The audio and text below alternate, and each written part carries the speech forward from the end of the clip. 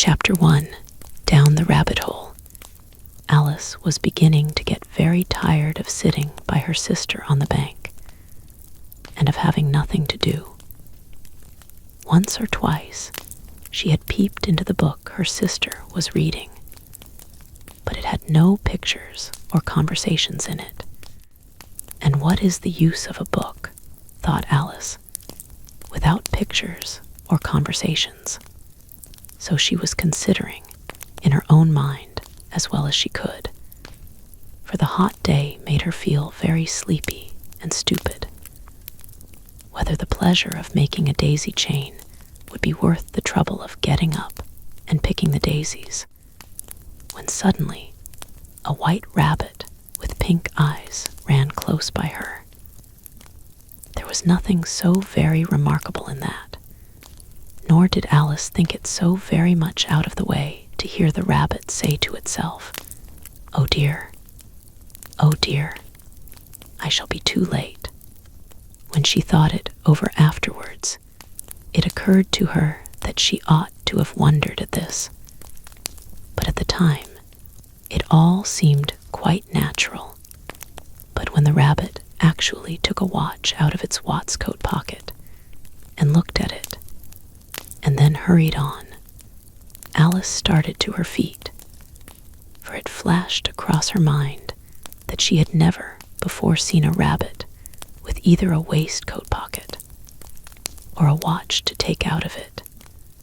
And burning with curiosity, she ran across the field after it, and was just in time to see it pop down a large rabbit hole under the hedge. In another moment, down went Alice after it, never once considering how in the world she was to get out again. The rabbit hole went straight on like a tunnel for some way, and then dipped suddenly down, so suddenly that Alice had not a moment to think about stopping herself before she found herself falling down what seemed to be a very deep well. Either the well was very deep, or she fell very slowly, for she had plenty of time as she went down to look about her, and to wonder what was going to happen next.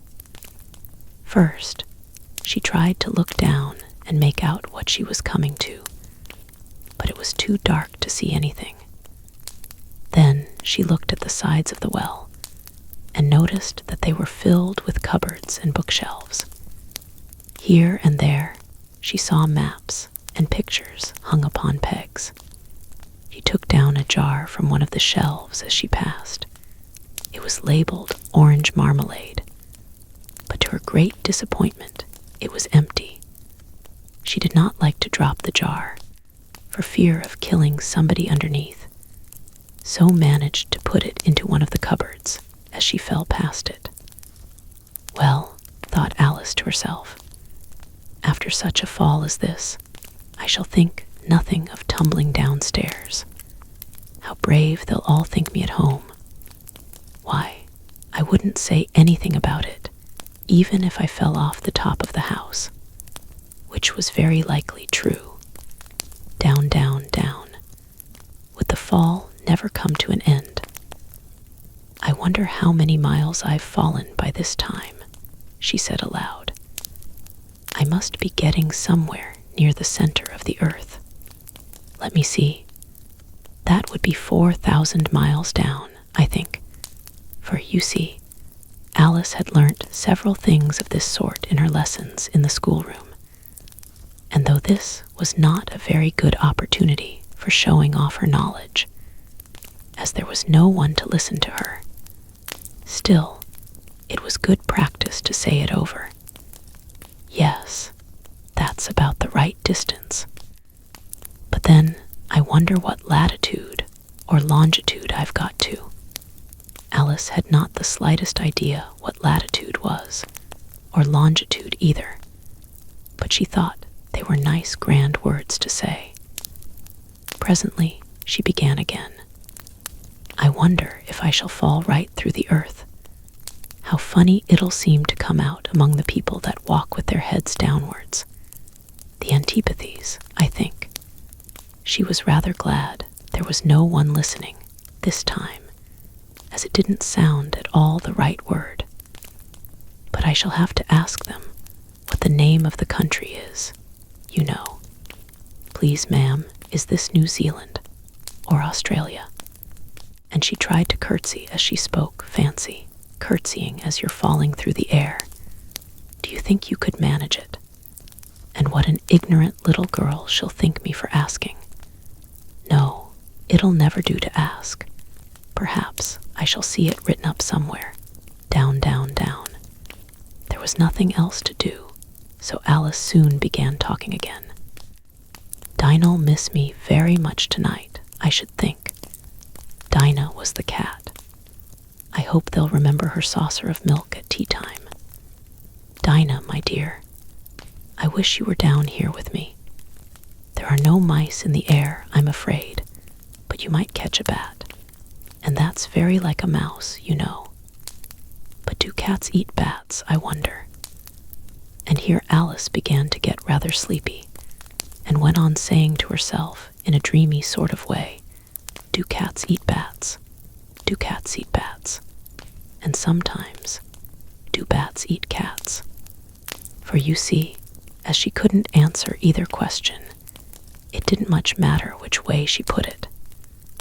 She felt that she was dozing off, and had just begun to dream that she was walking hand in hand with Dinah, and was saying to her very earnestly, now, Dinah, tell me the truth.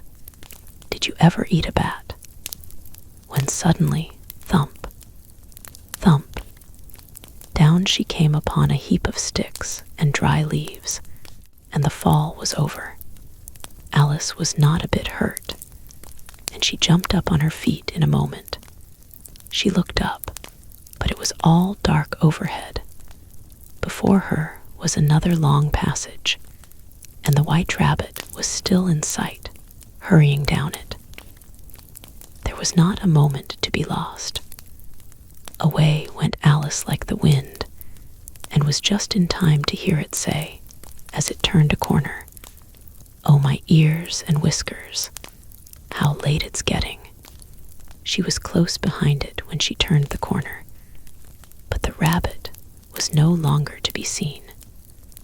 She found herself in a long, low hall, which was lit up by a row of lamps hanging from the roof. There were doors all round the hall, but they were all locked. And when Alice had been all the way down one side and up the other, trying every door, she walked sadly down the middle, wondering how she was ever to get out again. Suddenly she came upon a little three-legged table, all made of solid glass.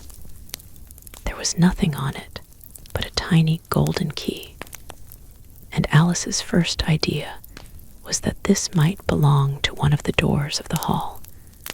But alas, either the locks were too large, or the key was too small, but at any rate, it would not open any of them.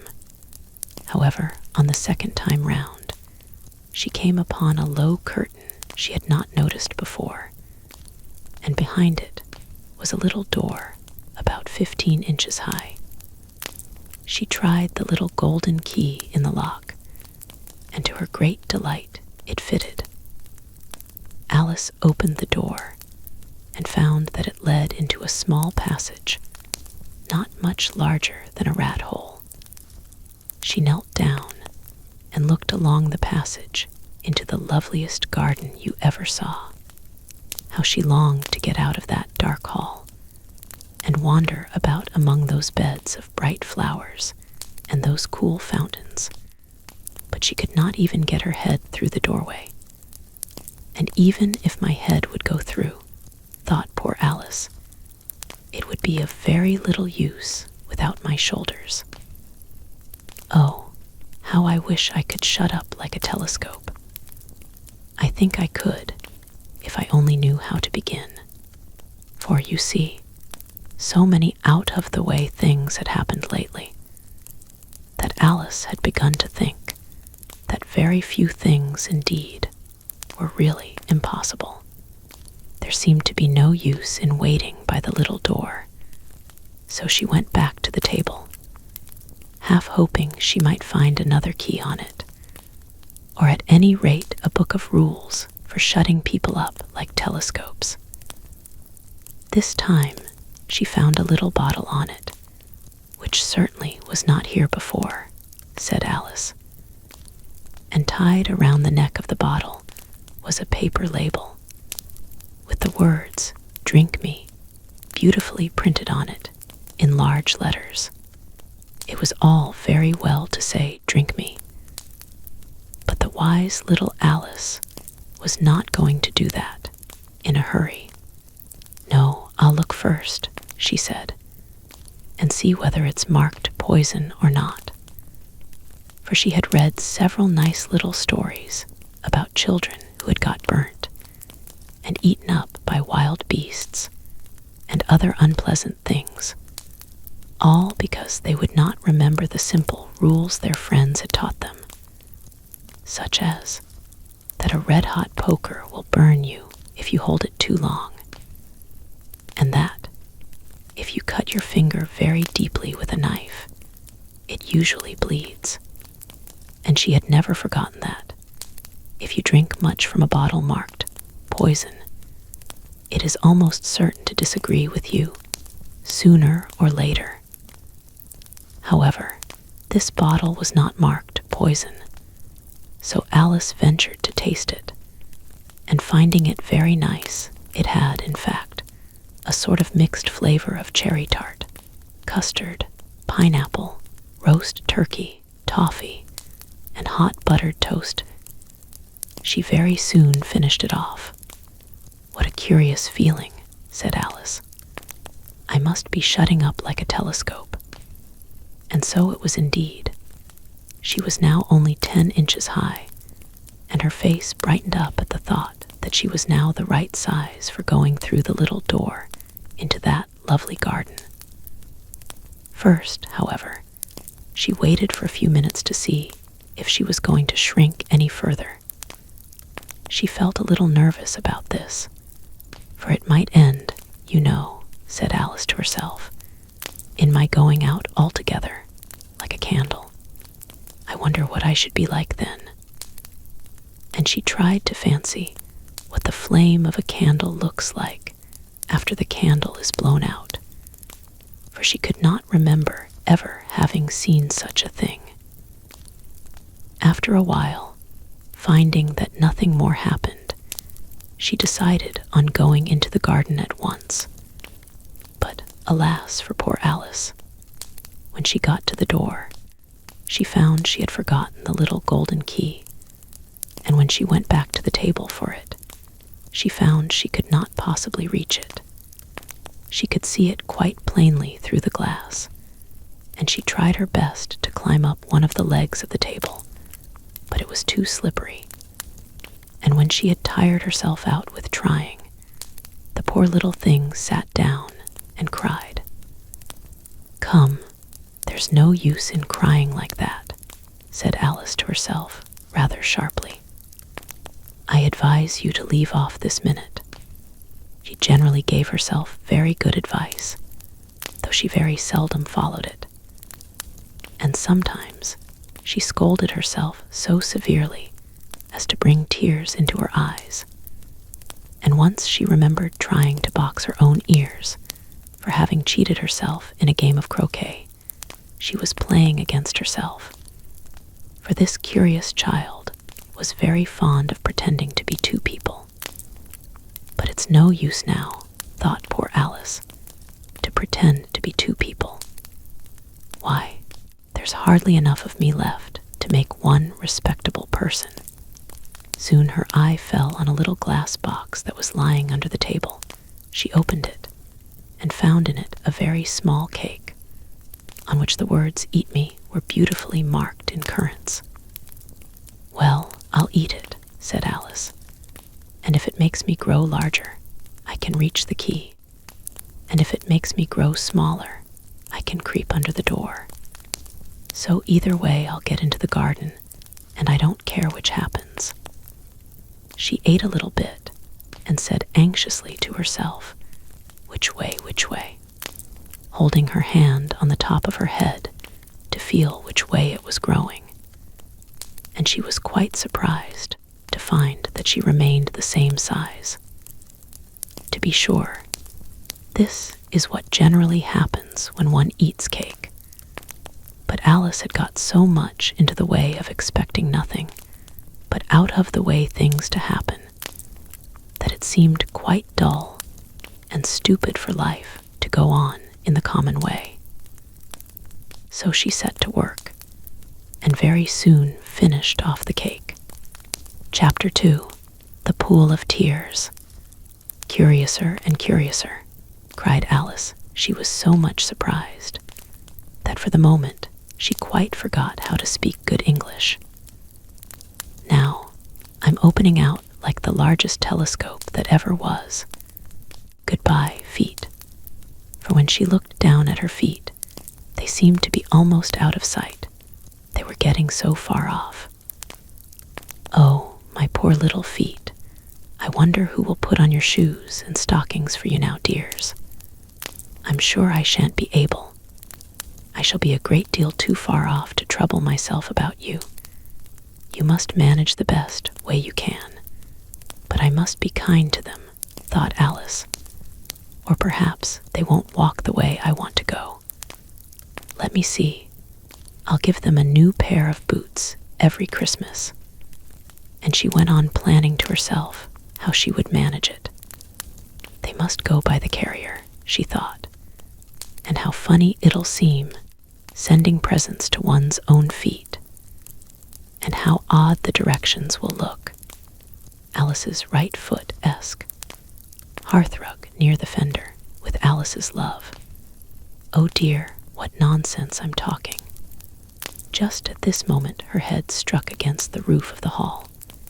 In fact, she was now rather more than 9 feet high, and she at once took up the little golden key and hurried off to the garden door. Poor Alice! It was as much as she could do, lying down on one side, to look through into the garden with one eye. But to get through was more hopeless than ever. She sat down and began to cry again.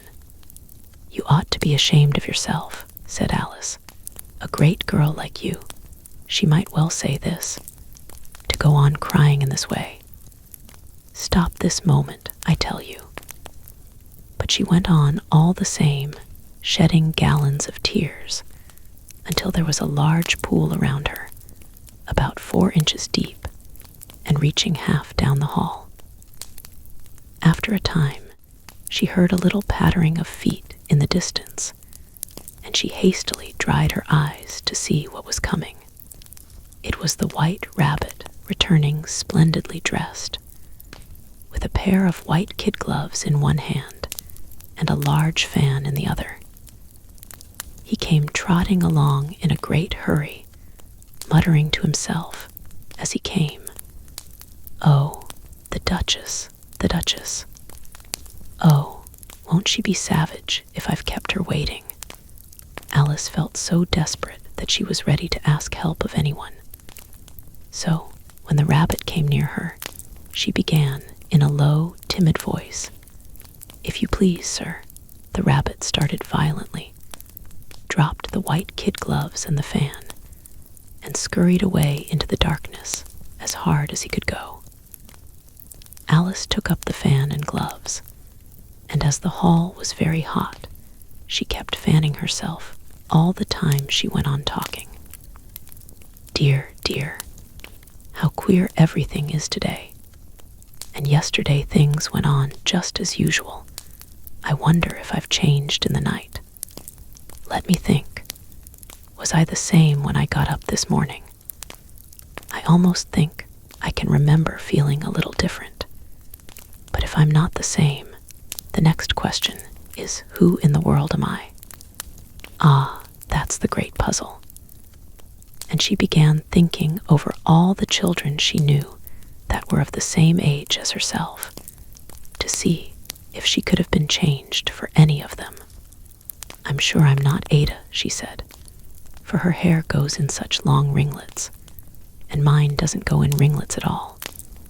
And I'm sure I can't be Mabel, for I know all sorts of things, and she knows such a very little. Besides, she's she, and I'm I, and oh dear, how puzzling it all is.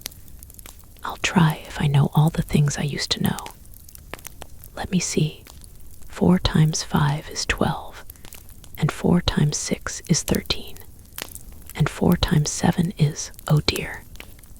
I shall never get to 20 at that rate. However, the multiplication table doesn't signify. Let's try geography. London is the capital of Paris, and Paris is the capital of Rome, and Rome, no, that's all wrong, I'm certain. I must have been changed for Mabel.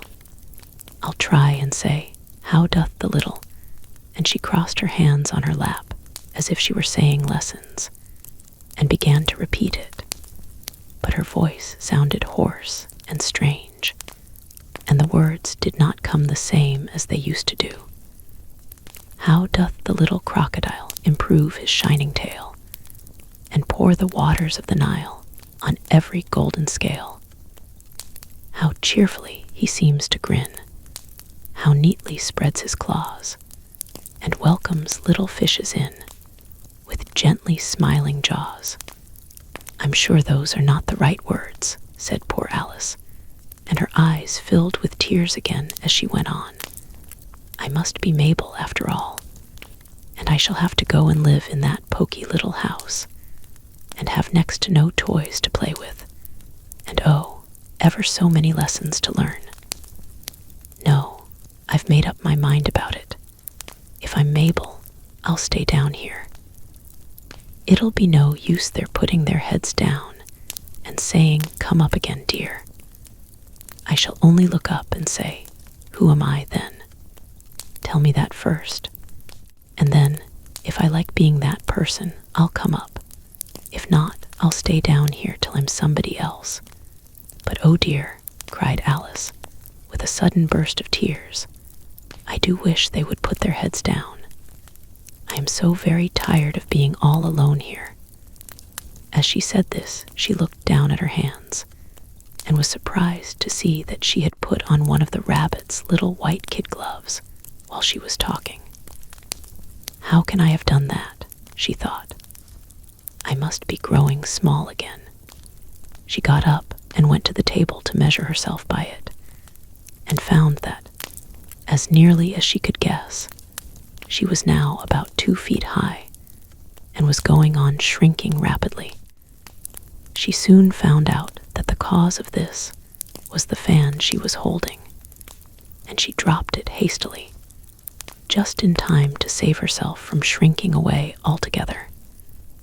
That was a narrow escape, said Alice, a good deal frightened at the sudden change, but very glad to find herself still in existence.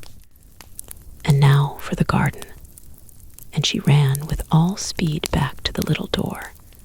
But alas, the little door was shut again, and the little golden key was lying on the glass table as before.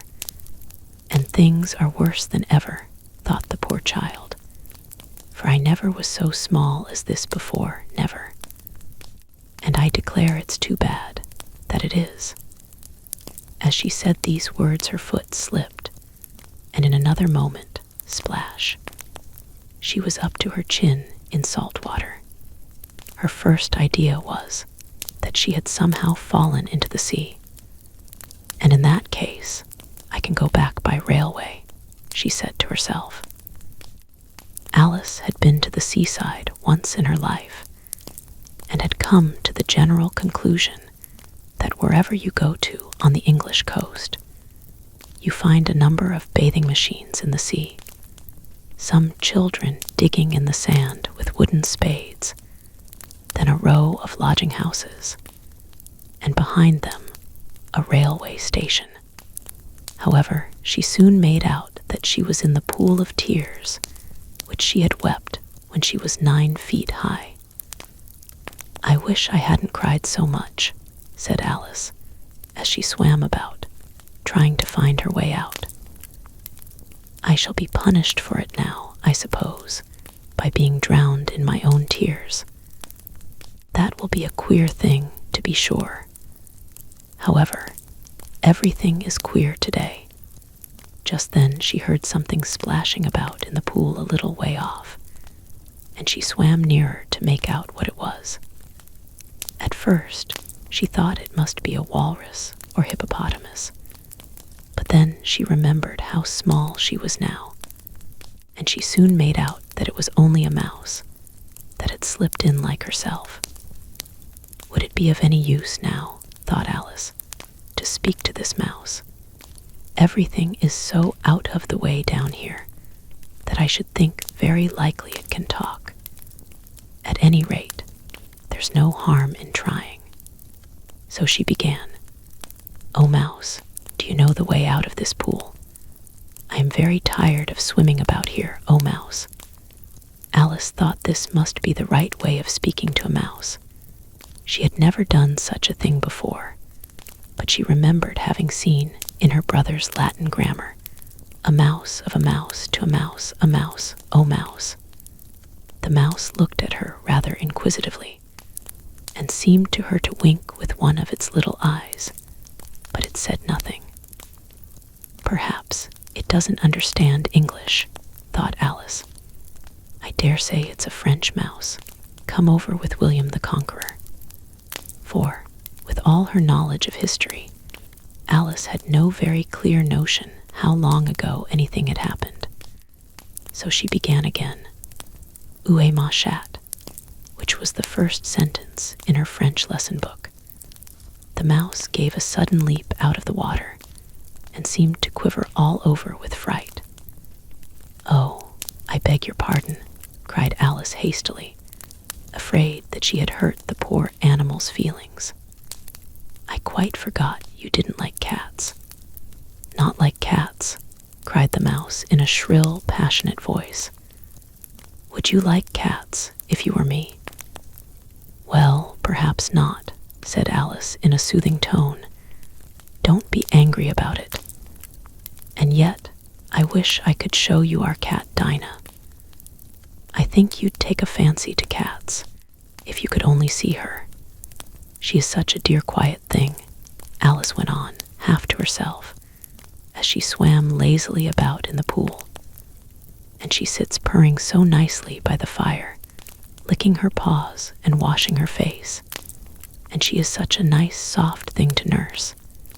And she's such a capital one for catching mice." "Oh, I beg your pardon," cried Alice again, for this time the mouse was bristling all over, and she felt certain it must be really offended. "We won't talk about her any more if you'd rather not." "We, indeed," cried the mouse, who was trembling down to the end of its tail. "As if I would talk on such a subject. Our family always hated cats, nasty, low, vulgar things. Don't let me hear the name again." "I won't indeed," said Alice, in a great hurry to change the subject of conversation. Are you fond of dogs?" The mouse did not answer, so Alice went on eagerly. "There is such a nice little dog near our house. I should like to show you. A little bright-eyed terrier, you know, with such long curly brown hair. And it'll fetch things when you throw them, and it'll sit up and beg for its dinner, and all sorts of things. I can't remember half of them, and it belongs to a farmer, you know. And he says it's so useful. It's worth 100 pounds. He says it kills all the rats, and oh dear," cried Alice in a sorrowful tone, "I'm afraid I've offended it again." For the mouse was swimming away from her as hard as it could go, and making quite a commotion in the pool as it went. So she called softly after it, "Mouse dear, do come back again, and we won't talk about cats, or dogs either, if you don't like them." When the mouse heard this, It turned round and swam slowly back to her. Its face was quite pale with passion, Alice thought, and it said in a low, trembling voice, "Let us get to the shore, and then I'll tell you my history, and you'll understand why it is I hate cats and dogs." It was high time to go, for the pool was getting quite crowded with the birds and animals that had fallen into it. There was a duck and a dodo, a lory and an eaglet, and several other curious creatures. Alice led the way, and the whole party swam to the shore. Chapter 3. A Caucus-Race and a Long Tail. They were indeed a queer-looking party that assembled on the bank, the birds with draggled feathers, the animals with their fur clinging close to them, and all dripping wet, cross, and uncomfortable. The first question, of course, was how to get dry again. They had a consultation about this, and after a few minutes, it seemed quite natural to Alice to find herself talking familiarly with them, as if she had known them all her life. Indeed, she had quite a long argument with the lory, who at last turned sulky, and would only say, "I'm older than you, and must know better." And this Alice would not allow, without knowing how old it was, and as the lory positively refused to tell its age, there was no more to be said. At last the mouse, who seemed to be a person of some authority among them, called out, "Sit down, all of you, and listen to me. I'll soon make you dry enough." They all sat down at once, in a large ring, with the mouse in the middle. Alice kept her eyes anxiously fixed on it, for she felt sure she would catch a bad cold if she did not get dry very soon. "Ahem," said the mouse with an important air. "Are you all ready? This is the driest thing I know. Silence all round, if you please." William the Conqueror, whose cause was favored by the Pope, was soon submitted to by the English, who wanted leaders, and had been of late much accustomed to usurpation and conquest. Edwin and Morcar, the Earls of Mercia and Northumbria. "Ah," said the lory with a shiver. "I beg your pardon," said the mouse, frowning, but very politely. "Did you speak?" "Not I," said the lory hastily. "I thought you did," said the mouse. "I proceed. Edwin and Morcar, the Earls of Mercia and Northumbria, declared for him, and even Stigand, the patriotic Archbishop of Canterbury, found it advisable." "Found what?" said the duck. "Found it," the mouse replied rather crossly. "Of course you know what it means." "I know what it means well enough. When I find a thing," said the duck, "it's generally a frog or a worm. The question is, what did the Archbishop find?" The mouse did not notice this question, but hurriedly went on. "Found it advisable to go with Edgar Atheling to meet William and offer him the crown. William's conduct at first was moderate, but the insolence of his Normans— How are you getting on now, my dear?" it continued, turning to Alice as it spoke. "As wet as ever," said Alice in a melancholy tone. "It doesn't seem to dry me at all." "In that case," said the dodo solemnly, rising to its feet, "I move that the meeting adjourn for the immediate adoption of more energetic remedies. Speak English," said the eaglet. "I don't know the meaning of half those long words, and what's more, I don't believe you do either." And the eaglet bent down its head to hide a smile. Some of the other birds tittered audibly. "What I was going to say," said the dodo in an offended tone, "was that the best thing to get us dry would be a caucus-race." "What is a caucus-race?" said Alice, not that she much wanted to know. But the dodo had paused, as if it thought that somebody ought to speak, and no one else seemed inclined to say anything.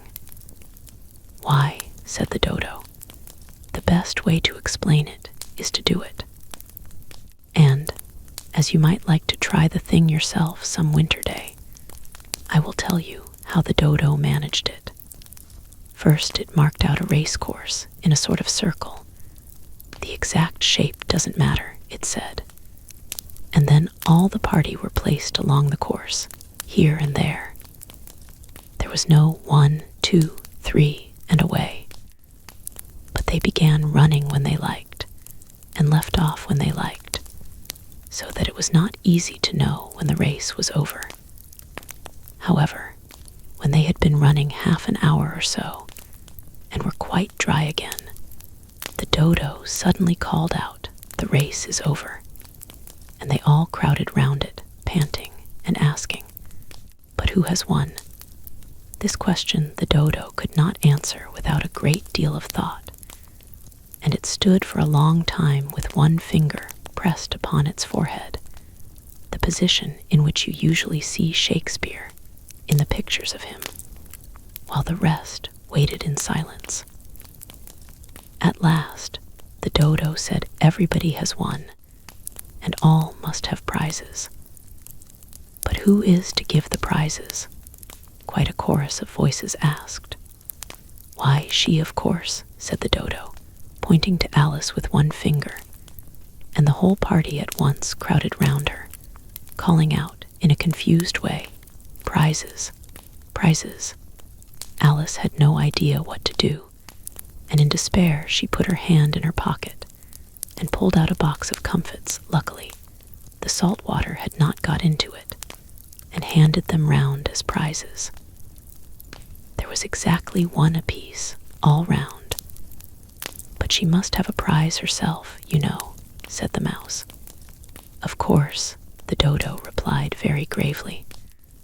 "What else have you got in your pocket?" it went on, turning to Alice. "Only a thimble," said Alice sadly. "Hand it over here," said the dodo. Then they all crowded round her once more, while the dodo solemnly presented the thimble, saying, "We beg your acceptance of this elegant thimble." And when it had finished this short speech, they all cheered. Alice thought the whole thing very absurd, but they all looked so grave that she did not dare to laugh. And, as she could not think of anything to say, she simply bowed and took the thimble, looking as solemn as she could. The next thing was to eat the comfits. This caused some noise and confusion, as the large birds complained that they could not taste theirs, and the small ones choked and had to be patted on the back. However, it was over at last, and they sat down again in a ring, and begged the mouse to tell them something more. "You promised to tell me your history, you know," said Alice, "and why it is you hate C and D," she added in a whisper, half afraid that it would be offended again. "Mine is a long and a sad tale," said the mouse, turning to Alice and sighing. "It is a long tale, certainly," said Alice, looking down with wonder at the mouse's tail. "But why do you call it sad?" And she kept on puzzling about it while the mouse was speaking, so that her idea of the tale was something like this. Fury said to a mouse that he met in the house, "Let us both go to law. I will prosecute you." "Come, I'll take no denial. We must have nothing to do," said the mouse to the cur. "Such a trial, dear sir, with no jury or judge, would be wasting our breath." "I'll be judge, I'll be jury," said cunning old Fury. "I'll try the whole cause and condemn you to death." "You are not attending," said the mouse to Alice severely. "What are you thinking of?" "I beg your pardon," said Alice very humbly. "You had got to the fifth bend, I think." "I had not," cried the mouse, sharply and very angrily. "A knot," said Alice, always ready to make herself useful, and looking anxiously about her. "Oh, do let me help to undo it." "I shall do nothing of the sort," said the mouse, getting up and walking away. "You insult me by talking such nonsense." "I didn't mean it," pleaded poor Alice. "But you're so easily offended, you know." The mouse only growled in reply. "Please come back and finish your story," Alice called after it. And the others all joined in chorus. "Yes, please do." But the mouse only shook its head impatiently and walked a little quicker. "What a pity it wouldn't stay," sighed the Lory, as soon as it was quite out of sight. And an old crab took the opportunity of saying to her daughter, "Ah, my dear, let this be a lesson to you never to lose your temper." "Hold your tongue, Ma," said the young crab, a little snappishly. "You're enough to try the patience of an oyster." "I wish I had our Dinah here. I know I do," said Alice aloud, addressing nobody in particular. "She'd soon fetch it back." "And who is Dinah, if I might venture to ask the question?" said the Lory. Alice replied eagerly, for she was always ready to talk about her pet. "Dinah's our cat, and she's such a capital one for catching mice, you can't think. And oh, I wish you could see her after the birds. Why, she'll eat a little bird as soon as look at it." This speech caused a remarkable sensation among the party. Some of the birds hurried off at once. One old magpie began wrapping itself up very carefully, remarking, "I really must be getting home. The night air doesn't suit my throat." And a canary called out in a trembling voice to its children, "Come away, my dears. It's high time you were all in bed." On various pretexts, they all moved off, and Alice was soon left alone. "I wish I hadn't mentioned Dinah," she said to herself in a melancholy tone. "Nobody seems to like her down here, and I'm sure she's the best cat in the world. Oh, my dear Dinah, I wonder if I shall ever see you any more." And here poor Alice began to cry again, for she felt very lonely and low-spirited. In a little while, however, she again heard a little pattering of footsteps in the distance, and she looked up eagerly, half hoping that the mouse had changed his mind and was coming back to finish his story. Chapter 4. The Rabbit Sends in a Little Bill. It was the White Rabbit, trotting slowly back again, and looking anxiously about as it went, as if it had lost something, and she heard it muttering to itself, "The Duchess, the Duchess. Oh, my dear paws. Oh, my fur and whiskers. She'll get me executed, as sure as ferrets are ferrets. Where can I have dropped them, I wonder?" Alice guessed in a moment that it was looking for the fan and the pair of white kid gloves, and she very good-naturedly began hunting about for them. But they were nowhere to be seen. Everything seemed to have changed since her swim in the pool, and the great hall, with the glass table and the little door, had vanished completely. Very soon the rabbit noticed Alice as she went hunting about, and called out to her in an angry tone, "Why, Mary Ann, what are you doing out here? Run home this moment and fetch me a pair of gloves and a fan. Quick now."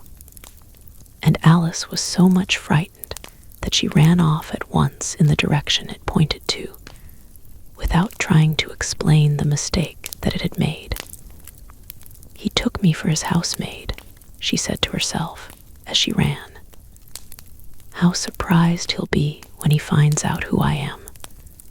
But I'd better take him his fan and gloves, that is, if I can find them."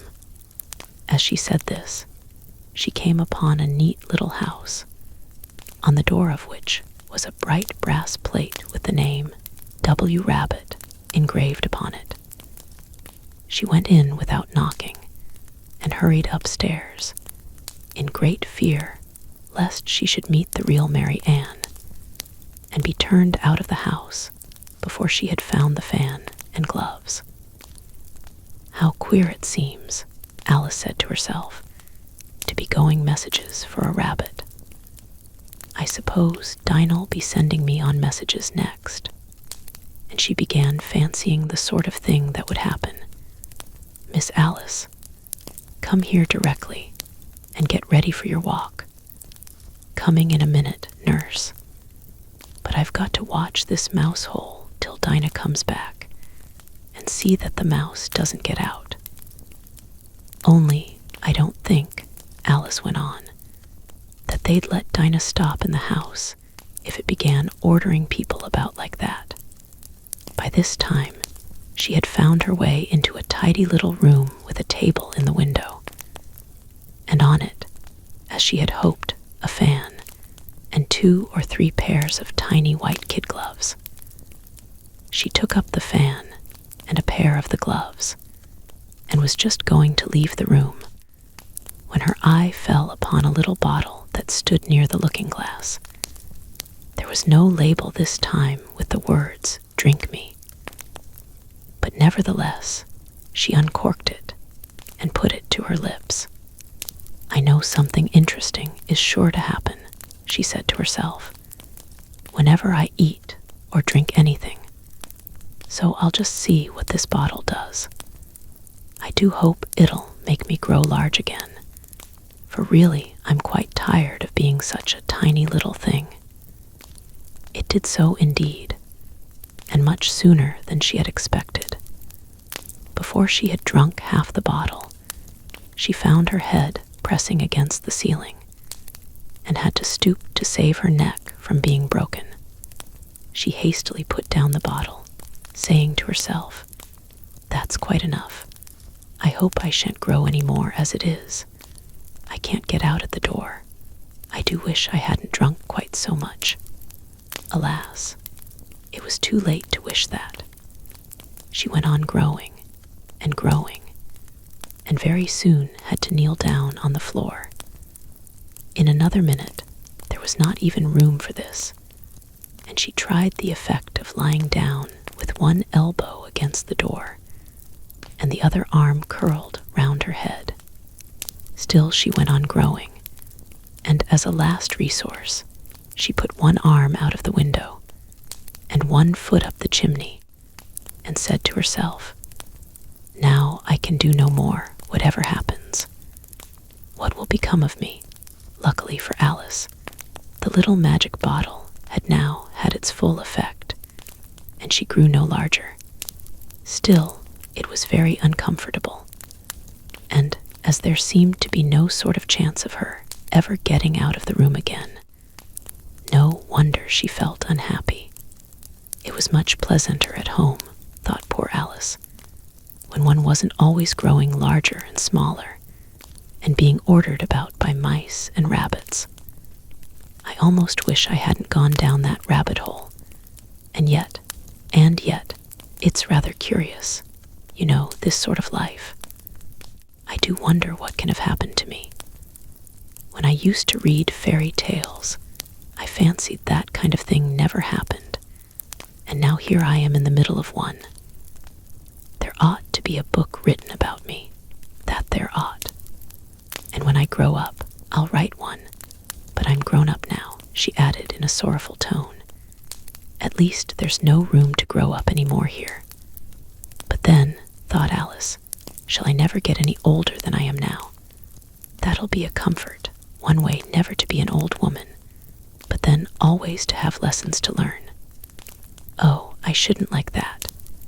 Oh, you foolish Alice, she answered herself. How can you learn lessons in here? Why, there's hardly room for you, and no room at all for any lesson books. And so she went on, taking first one side and then the other, and making quite a conversation of it altogether. But after a few minutes, she heard a voice outside and stopped to listen.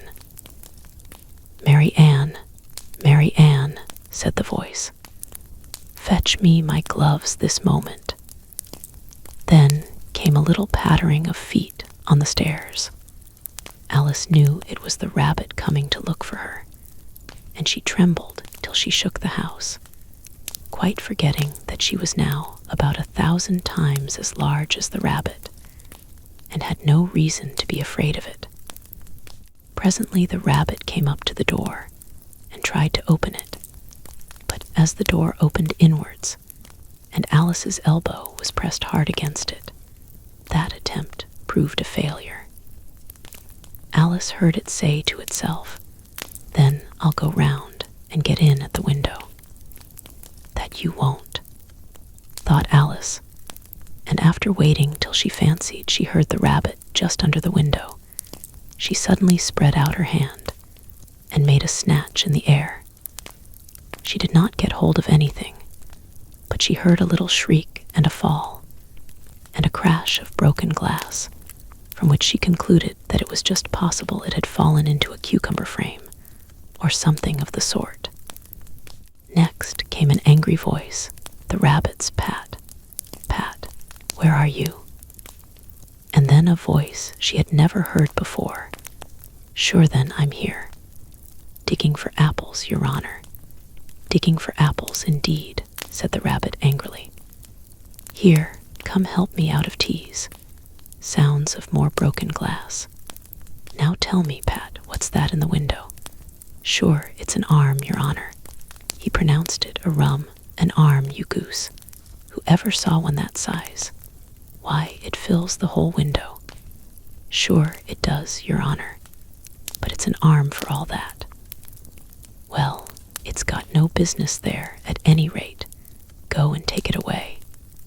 There was a long silence after this, and Alice could only hear whispers now and then, such as, "Sure, I don't like it, Your Honor, at all, at all. Do as I tell you, you coward."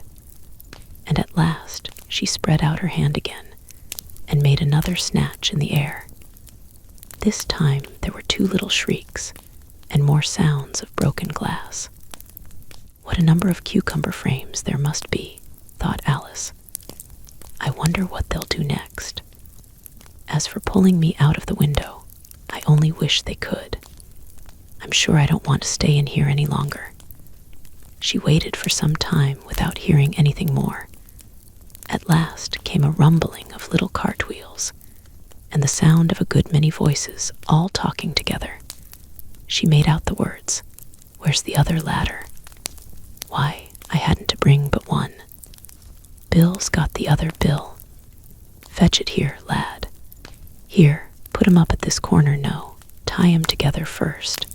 They don't reach half high enough yet, oh, they'll do well enough. Don't be particular, here, Bill. Catch hold of this rope while the roof bear. Mind that loose slate, oh, it's coming down. Heads below." A loud crash. Now, who did that? "It was Bill, I fancy, who's to go down the chimney." "Nay, I shan't, you do it." "That I won't then. Bill's got to go down here, Bill. The master says you've got to go down the chimney." "Oh, so Bill's got to come down the chimney, has he?" said Alice to herself. "Why, they seem to put everything upon Bill. I wouldn't be in Bill's place for good deal. This fireplace is narrow, to be sure. But I think I can kick a little." She drew her foot as far down the chimney as she could, and waited till she heard a little animal. She couldn't guess of what sort it was, scratching and scrambling about in the chimney close above her. Then, saying to herself, "This is Bill," she gave one sharp kick, and waited to see what would happen next. The first thing she heard was a general chorus of "There goes Bill." Then the rabbit's voice alone, "Catch him, you by the hedge." Then silence, and then another confusion of voices. "Hold up his head, Brandy, now, don't choke him. How was it, old fellow? What happened to you? Tell us all about it." Last came a little feeble, squeaking voice. "That's Bill," thought Alice. Well, I hardly know no more, thank ye, I'm better now. But I'm a deal too flustered to tell you. All I know is, something comes at me like a jack-in-the-box, and up I goes like a skyrocket. So you did, old fellow, said the others. We must burn the house down, said the rabbit's voice. And Alice called out, as loud as she could, if you do, I'll set Dinah at you. There was a dead silence instantly, and Alice thought to herself, I wonder what they will do next. If they had any sense, they'd take the roof off. After a minute or two, they began moving about again, and Alice heard the rabbit say, a barrowful will do, to begin with. A barrowful of what? Thought Alice. But she had not long to doubt, for the next moment a shower of little pebbles came rattling in at the window, and some of them hit her in the face. I'll put a stop to this, she said to herself, and shouted out, you'd better not do that again, which produced another dead silence. Alice noticed, with some surprise, that the pebbles were all turning into little cakes as they lay on the floor, and a bright idea came into her head. If I eat one of these cakes, she thought, it's sure to make some change in my size, and as it can't possibly make me larger, it must make me smaller, I suppose. So she swallowed one of the cakes, and was delighted to find that she began shrinking directly. As soon as she was small enough to get through the door, she ran out of the house and found quite a crowd of little animals and birds waiting outside. The poor little lizard, Bill, was in the middle, being held up by 2 guinea pigs, who were giving it something out of a bottle. They all made a rush at Alice the moment she appeared, but she ran off as hard as she could, and soon found herself safe in a thick wood. The first thing I've got to do, said Alice to herself, as she wandered about in the wood, is to grow to my right size again, and the second thing is to find my way into that lovely garden. I think that will be the best plan. It sounded an excellent plan, no doubt, and very neatly and simply arranged. The only difficulty was that she had not the smallest idea how to set about it, and while she was peering about anxiously among the trees, a little sharp bark just over her head made her look up in a great hurry. An enormous puppy was looking down at her with large round eyes, and feebly stretching out one paw, trying to touch her. Poor little thing, said Alice, in a coaxing tone, and she tried hard to whistle to it. But she was terribly frightened all the time at the thought that it might be hungry, in which case it would be very likely to eat her up in spite of all her coaxing. Hardly knowing what she did, she picked up a little bit of stick and held it out to the puppy, whereupon the puppy jumped into the air off all its feet at once, with a yelp of delight, and rushed at the stick, and made believe to worry it. Then Alice dodged behind a great thistle to keep herself from being run over, and the moment she appeared on the other side, the puppy made another rush at the stick, and tumbled head over heels in its hurry to get hold of it. Then Alice, thinking it was very like having a game of play with a cart horse, and expecting every moment to be trampled under its feet, ran round the thistle again. Then the puppy began a series of short charges at the stick, running a very little way forwards each time and a long way back, and barking hoarsely all the while, till at last it sat down a good way off, panting, with its tongue hanging out of its mouth, and its great eyes half shut. This seemed to Alice a good opportunity for making her escape. So she set off at once, and ran till she was quite tired and out of breath, until the puppy's bark sounded quite faint in the distance.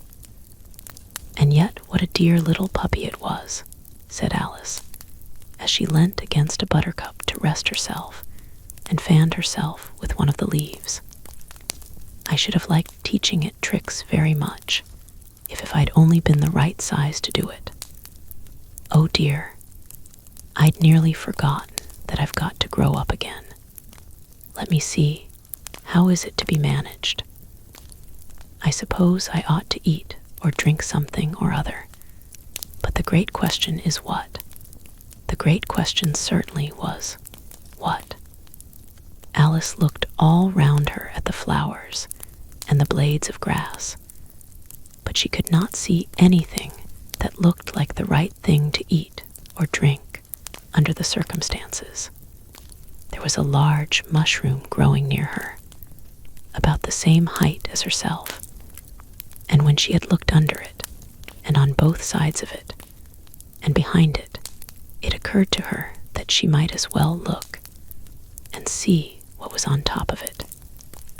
She stretched herself up on tiptoe and peeped over the edge of the mushroom, and her eyes immediately met those of a large blue caterpillar that was sitting on the top, with its arms folded, quietly smoking a long hookah, and taking not the smallest notice of her or of anything else.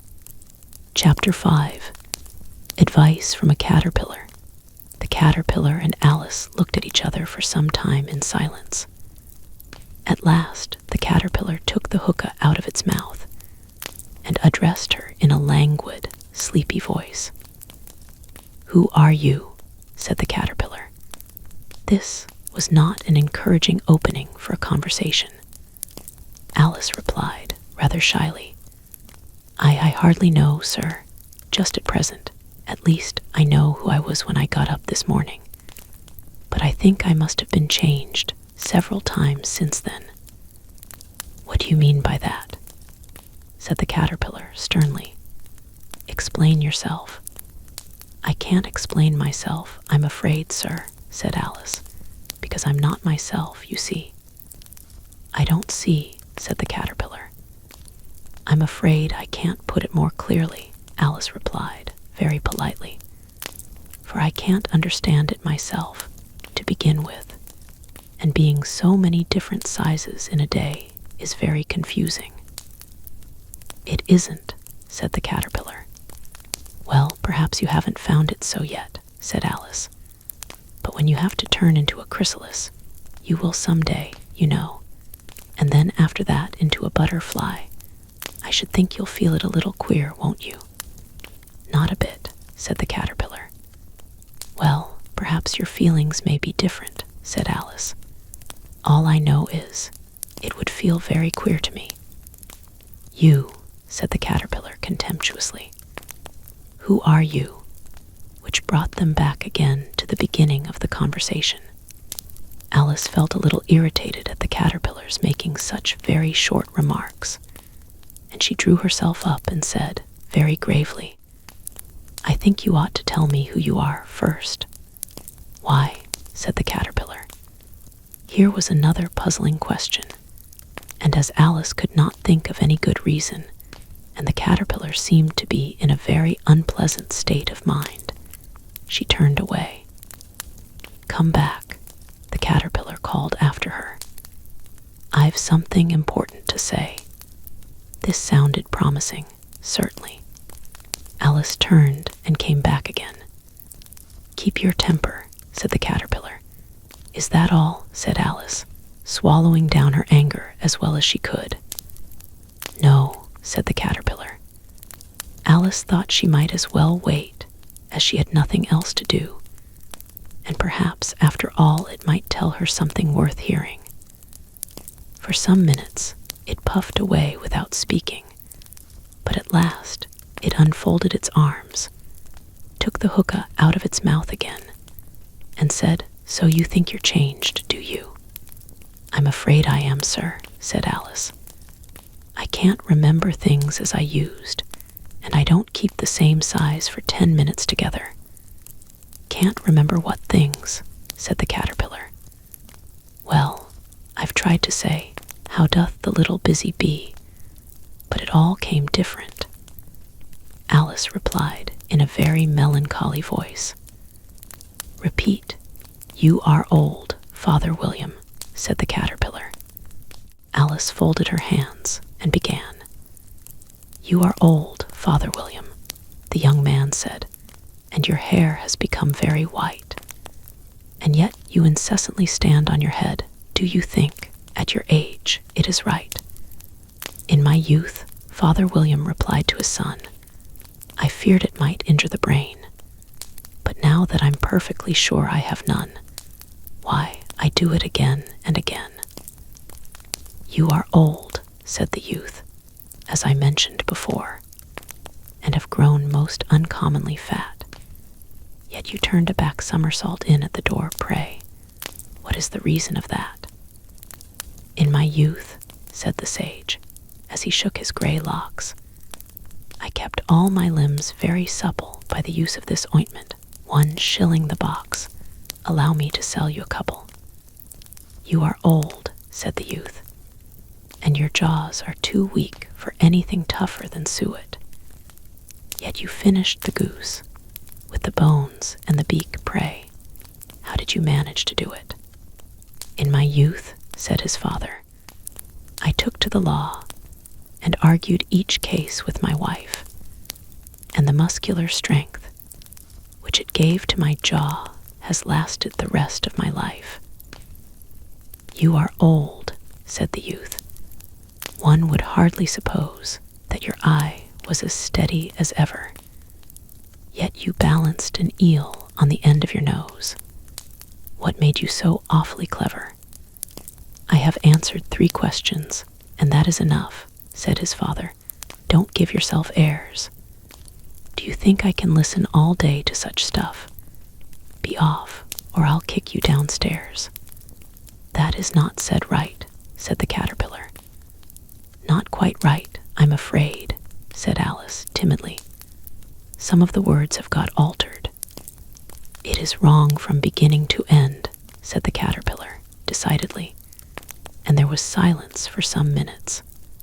The caterpillar was the first to speak. "What size do you want to be?" it asked. "Oh, I'm not particular as to size," Alice hastily replied. "Only one doesn't like changing so often, you know." "I don't know," said the caterpillar. Alice said nothing. She had never been so much contradicted in all her life before, and she felt that she was losing her temper. "Are you content now?" said the caterpillar. "Well, I should like to be a little larger, sir, if you wouldn't mind," said Alice. 3 inches is such a wretched height to be." "It is a very good height indeed," said the caterpillar angrily, rearing itself upright as it spoke. It was exactly 3 inches high. "But I'm not used to it," pleaded poor Alice in a piteous tone, and she thought to herself, "I wish the creatures wouldn't be so easily offended." "You'll get used to it in time," said the caterpillar, and it put the hookah into its mouth and began smoking again. This time Alice waited patiently until it chose to speak again. In a minute or 2, the caterpillar took the hookah out of its mouth and yawned once or twice and shook itself. Then it got down off the mushroom and crawled away into the grass, merely remarking as it went, "One side will make you grow taller, and the other side will make you grow shorter." "One side of what? The other side of what?" thought Alice to herself. "Of the mushroom," said the caterpillar, just as if she had asked it aloud, and in another moment it was out of sight. Alice remained looking thoughtfully at the mushroom for a minute, trying to make out which were the 2 sides of it, and, as it was perfectly round, She found this a very difficult question. However, at last she stretched her arms round it as far as they would go, and broke off a bit of the edge with each hand. And now which is which? She said to herself, and nibbled a little of the right hand bit to try the effect. The next moment, she felt a violent blow underneath her chin. It had struck her foot. She was a good deal frightened by this very sudden change, but she felt that there was no time to be lost, as she was shrinking rapidly. So she set to work at once to eat some of the other bit. Her chin was pressed so closely against her foot that there was hardly room to open her mouth, but she did it at last, and managed to swallow a morsel of the left-hand bit. "Come, my head's free at last," said Alice in a tone of delight, which changed into alarm in another moment, when she found that her shoulders were nowhere to be found. All she could see, when she looked down, was an immense length of neck, which seemed to rise like a stalk out of a sea of green leaves that lay far below her. "What can all that green stuff be?" said Alice. "And where have my shoulders got to? And oh, my poor hands, how is it I can't see you?" She was moving them about as she spoke, but no result seemed to follow, except a little shaking among the distant green leaves.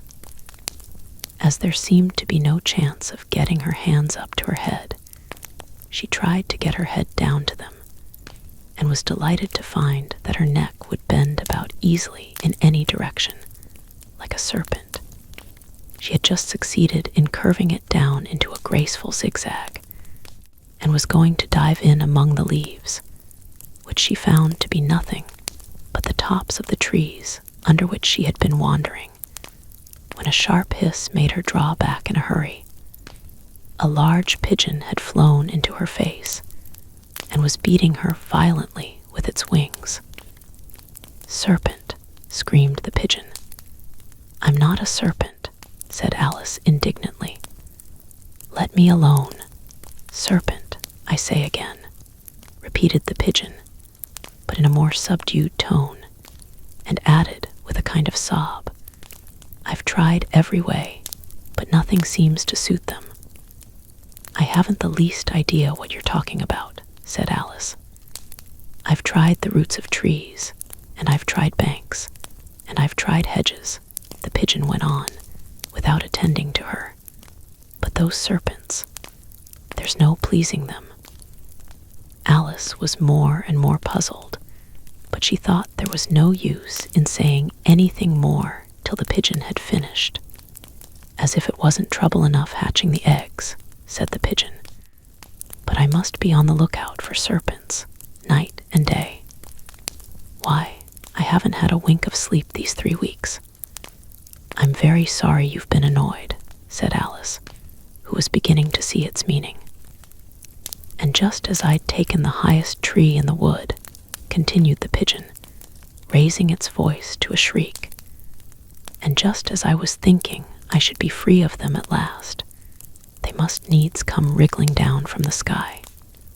Ah, but I'm not a serpent, I tell you," said Alice. Well, what are you?" said the pigeon. "I can see you're trying to invent something." I'm a little girl," said Alice, rather doubtfully, as she remembered the number of changes she had gone through that day. "A likely story indeed," said the pigeon, in a tone of the deepest contempt. "I've seen a good many little girls in my time, but never one with such a neck as that. No, you're a serpent, and there's no use denying it. I suppose you'll be telling me next that you never tasted an egg."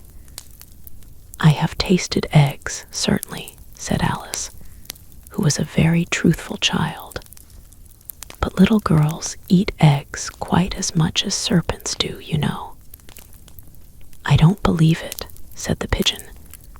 "But if they do, then they're a kind of serpent. That's all I can say. This was such a new idea to Alice that she was quite silent for a minute or two, which gave the pigeon the opportunity of adding, "You're looking for eggs. I know that well enough.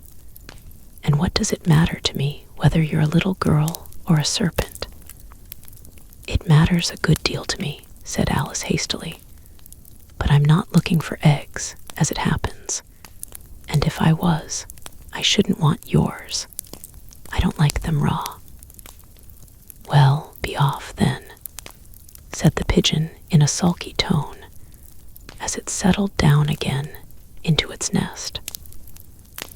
Alice crouched down among the trees as well as she could, for her neck kept getting entangled among the branches, and every now and then she had to stop and untwist it. After a while, she remembered that she still held the pieces of mushroom in her hands, and she set to work very carefully, nibbling first at one and then at the other, and growing sometimes taller and sometimes shorter, until she had succeeded in bringing herself down to her usual height.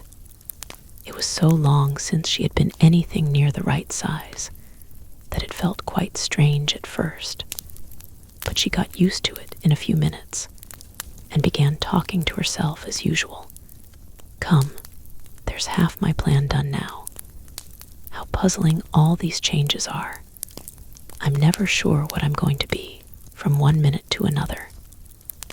However, I've got back to my right size. The next thing is to get into that beautiful garden. How is that to be done, I wonder?"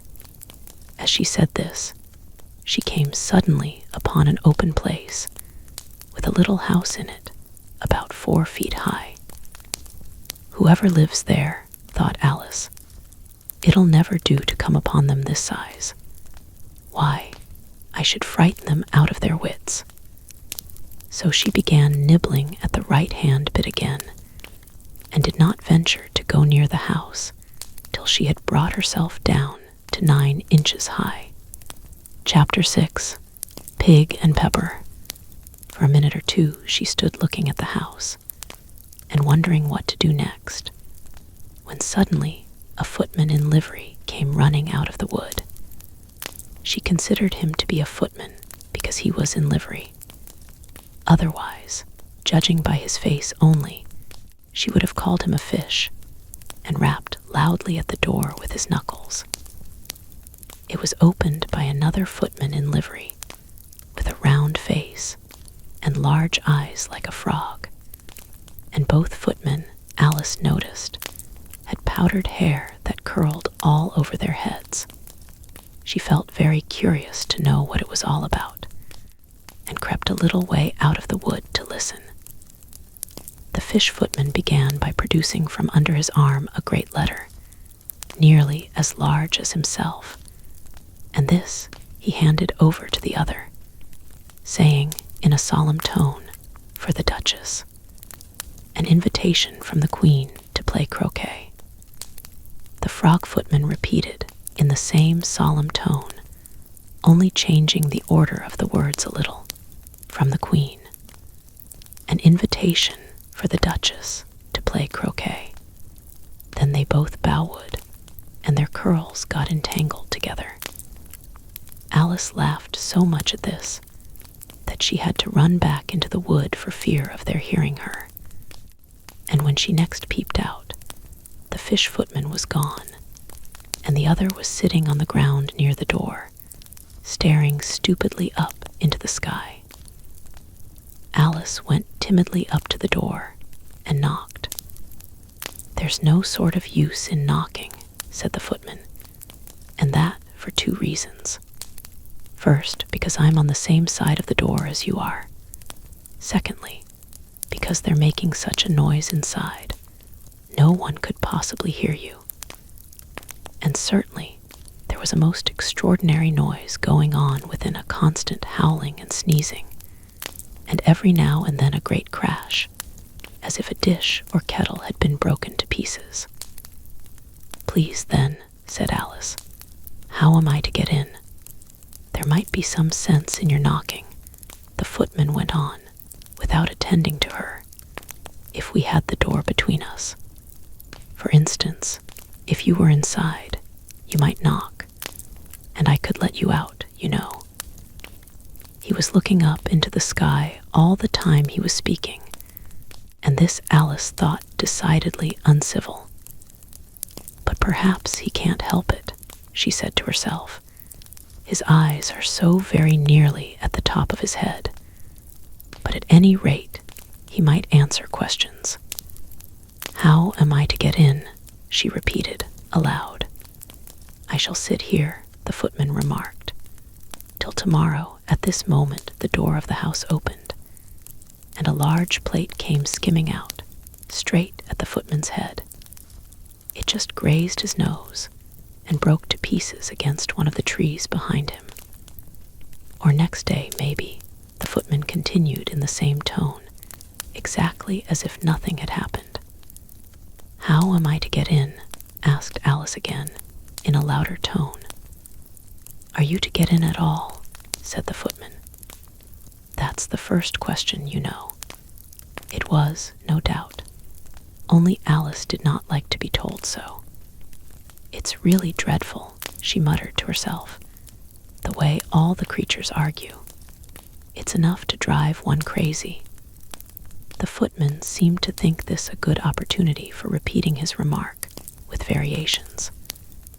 I shall sit here, he said, on and off for days and days. But what am I to do? Said Alice. Anything you like, said the footman, and began whistling. Oh, there's no use in talking to him, said Alice desperately. He's perfectly idiotic. And she opened the door and went in. The door led right into a large kitchen, which was full of smoke from one end to the other. The Duchess was sitting on a three-legged stool in the middle, nursing a baby. The cook was leaning over the fire, stirring a large cauldron which seemed to be full of soup. There's certainly too much pepper in that soup, Alice said to herself, as well as she could for sneezing. There was certainly too much of it in the airy. Even the Duchess sneezed occasionally, and as for the baby, it was sneezing and howling alternately, without a moment's pause. The only two creatures in the kitchen that did not sneeze were the cook and a large cat, which was lying on the hearth and grinning from ear to ear.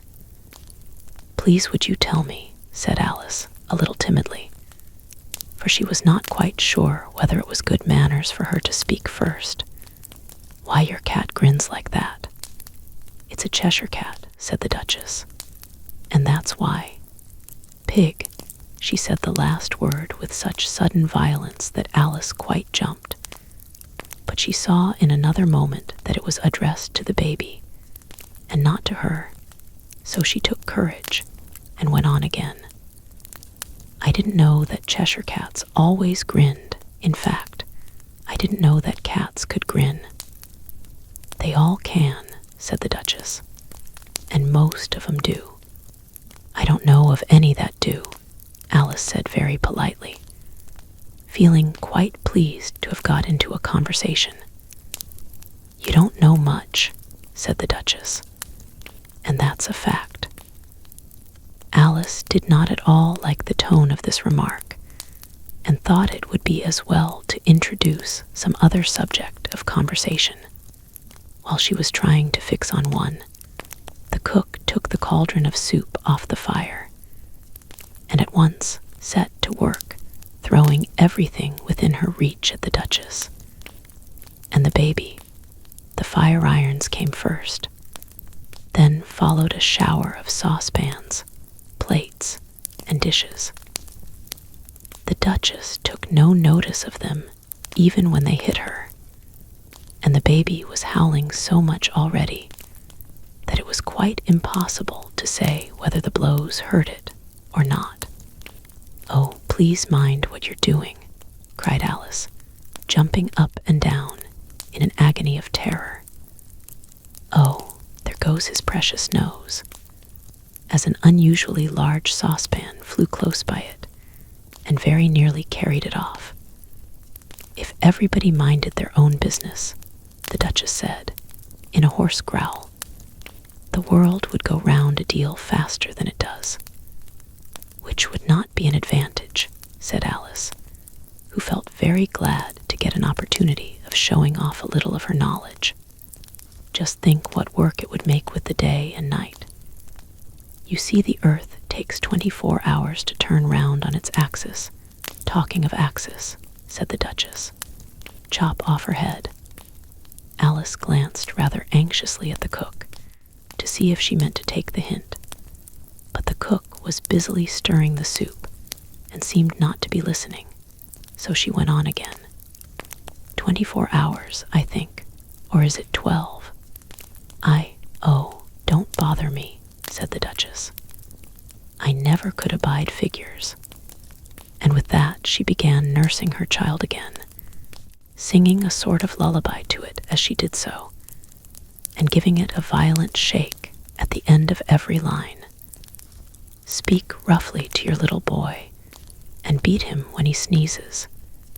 He only does it to annoy, because he knows it teases. Chorus, in which the cook and the baby joined. Wow, wow, wow.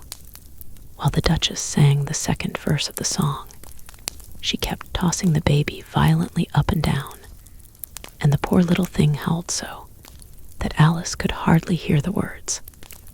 I speak severely to my boy. I beat him when he sneezes, for he can thoroughly enjoy the pepper when he pleases. Wow, wow, wow. Here, you may nurse it a bit, if you like, the Duchess said to Alice, flinging the baby at her as she spoke. I must go and get ready to play croquet with the Queen, and she hurried out of the room. The cook threw a frying pan after her as she went, but it just missed her.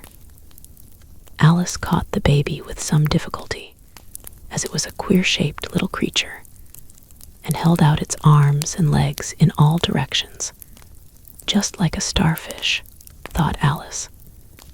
The poor little thing was snorting like a steam engine when she caught it, and kept doubling itself up and straightening itself out again, so that altogether, for the first minute or two, it was as much as she could do to hold it. As soon as she had made out the proper way of nursing it, which was to twist it up into a sort of knot, and then keep tight hold of its right ear and left foot, so as to prevent its undoing itself, she carried it out into the open air. If I don't take this child away with me, thought Alice, they're sure to kill it in a day or two. Wouldn't it be murder to leave it behind? She said the last words out loud, and the little thing grunted in reply. It had left off sneezing by this time. Don't grunt, said Alice. That's not at all a proper way of expressing yourself. The baby grunted again, and Alice looked very anxiously into its face to see what was the matter with it. There could be no doubt that it had a very turn-up nose, much more like a snout than a real nose. Also, its eyes were getting extremely small for a baby. Altogether, Alice did not like the look of the thing at all, but perhaps it was only sobbing, she thought, and looked into its eyes again to see if there were any tears. No, there were no tears. If you're going to turn into a pig, my dear, said Alice seriously, I'll have nothing more to do with you. Mind now. The poor little thing sobbed again or grunted. It was impossible to say which, and they went on for some while in silence. Alice was just beginning to think to herself, now, what am I to do with this creature when I get it home? When it grunted again, so violently, that she looked down into its face in some alarm. This time, there could be no mistake about it. It was neither more nor less than a pig, and she felt that it would be quite absurd for her to carry it any further. So she set the little creature down and felt quite relieved to see it trot away quietly into the wood. If it had grown up, she said to herself, it would have made a dreadfully ugly child, but it makes rather a handsome pig, I think. And she began thinking over other children she knew, who might do very well as pigs, and was just saying to herself, if one only knew the right way to change them, when she was a little startled by seeing the Cheshire Cat sitting on a bough of a tree a few yards off. The cat only grinned when it saw Alice. It looked good-natured, she thought. Still, it had very long claws and a great many teeth, so she felt that it ought to be treated with respect.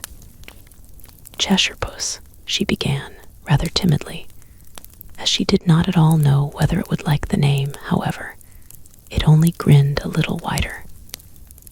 Come, it's pleased so far, thought Alice, and she went on. Would you tell me, please, which way I ought to go from here?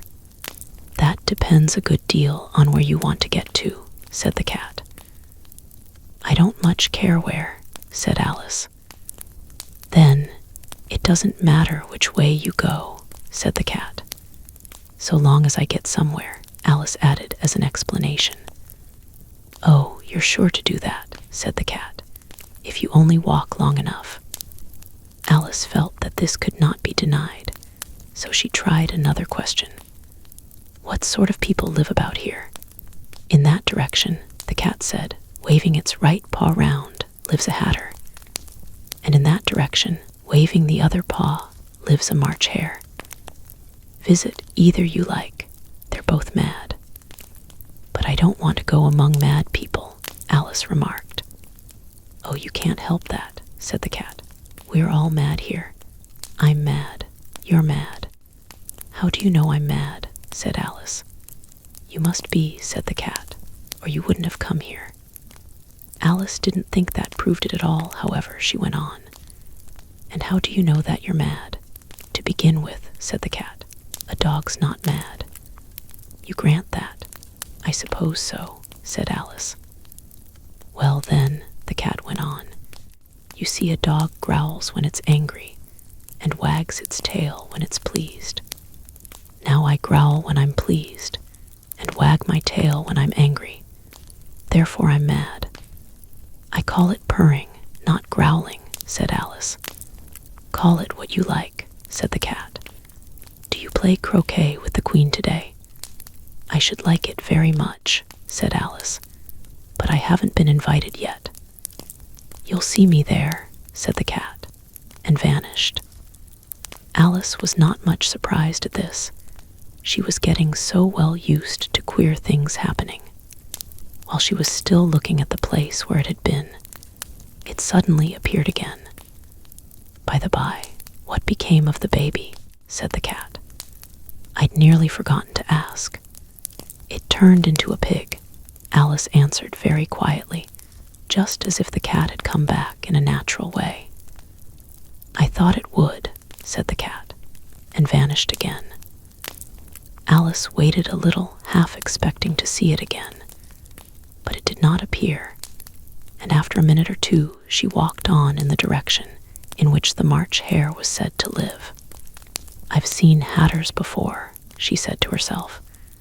The March hare will be much the most interesting, and perhaps, as this is May, it won't be raving mad, at least not so mad as it was in March. As she said this, she looked up, and there was the cat again, sitting on a branch of a tree. Did you say pig or fig? Said the cat. I said pig, replied Alice, and I wish you wouldn't keep appearing and vanishing so suddenly. You make one quite giddy. All right, said the cat, and this time it vanished quite slowly, beginning with the end of the tail and ending with the grin, which remained some time after the rest of it had gone. Well, I've often seen a cat without a grin, thought Alice, but a grin without a cat. It's the most curious thing I ever saw in all my life. She had not gone much farther before she came in sight of the house of the March Hare. She thought it must be the right house, because the chimneys were shaped like ears, and the roof was thatched with fur. It was so large a house that she did not like to go nearer till she had nibbled some more of the left-hand bit of mushroom and raised herself to about 2 feet high. Even then, she walked up towards it, rather timidly, saying to herself, "Suppose it should be raving mad after all. I almost wish I'd gone to see the Hatter instead." Chapter 7. A Mad Tea Party. There was a table set out under a tree in front of the house, and the March Hare and the Hatter were having tea at it. A dormouse was sitting between them, fast asleep, and the other two were using it as a cushion, resting their elbows on it and talking over its head. Very uncomfortable for the dormouse, thought Alice. Only as it's asleep, I suppose it doesn't mind. The table was a large one, but the three were all crowded together at one corner of it. No room, no room, they cried out when they saw Alice coming. "There's plenty of room," said Alice indignantly, and she sat down in a large armchair at one end of the table. "Have some wine," the March Hare said in an encouraging tone. Alice looked all round the table, but there was nothing on it but tea. "I don't see any wine," she remarked. "There isn't any," said the March Hare. "Then it wasn't very civil of you to offer it," said Alice angrily. "It wasn't very civil of you to sit down without being invited," said the March Hare. "I didn't know it was your table," said Alice. "It's laid for a great many more than 3. "Your hair wants cutting," said the Hatter. He had been looking at Alice for some time with great curiosity, and this was his first speech. "You should learn not to make personal remarks," Alice said with some severity. "It's very rude." The Hatter opened his eyes very wide on hearing this, but all he said was, "Why is a raven like a writing desk?" "Come, we shall have some fun now," thought Alice. "I'm glad they've begun asking riddles. I believe I can guess that," she added aloud. "Do you mean that you think you can find out the answer to it?" said the March Hare. "Exactly so," said Alice. "Then you should say what you mean," the March Hare went on. "I do," Alice hastily replied. At least I mean what I say. That's the same thing, you know." "Not the same thing a bit," said the Hatter. "Why, you might just as well say that I see what I eat is the same thing as I eat what I see." "You might just as well say," added the March Hare, "that I like what I get is the same thing as I get what I like." "You might just as well say," added the dormouse, which seemed to be talking in its sleep, "that I breathe when I sleep is the same thing as I sleep when I breathe." "It is the same thing with you," said the Hatter, and here the conversation dropped, and the party sat silent for a minute, while Alice thought over all she could remember about ravens and writing desks, which wasn't much. The Hatter was the first to break the silence. "What day of the month is it?" he said, turning to Alice. He had taken his watch out of his pocket and was looking at it uneasily, shaking it every now and then and holding it to his ear. Alice considered a little and then said the 4th. "2 days wrong," sighed the Hatter. "I told you butter wouldn't suit the works," he added, looking looking angrily at the March Hare. "It was the best butter," the March Hare meekly replied. "Yes, but some crumbs must have got in as well," the Hatter grumbled. "You shouldn't have put it in with the bread knife." The March Hare took the watch and looked at it gloomily. Then he dipped it into his cup of tea and looked at it again. But he could think of nothing better to say than his first remark. "It was the best butter, you know." Alice had been looking over his shoulder with some curiosity. "What a funny watch," she remarked. "It tells the day of the month and doesn't tell what o'clock it is." "Why should it?" muttered the Hatter. "Does your watch tell you what year it is?" "Of course not," Alice replied very readily. "But that's because it stays the same year for such a long time together." "Which is just the case with mine," said the Hatter. Alice felt dreadfully puzzled. The Hatter's remark seemed to her to have no sort of meaning in it, and yet it was certainly English. "I don't quite understand you," she said, as politely as she could. "The Dormouse is asleep again," said the Hatter, and he poured a little hot tea upon its nose. The Dormouse shook its head impatiently and said, without opening its eyes, of course, just what I was going to remark myself." "Have you guessed the riddle yet?" the Hatter said, turning to Alice again. "No, I give it up," Alice replied. "What's the answer?"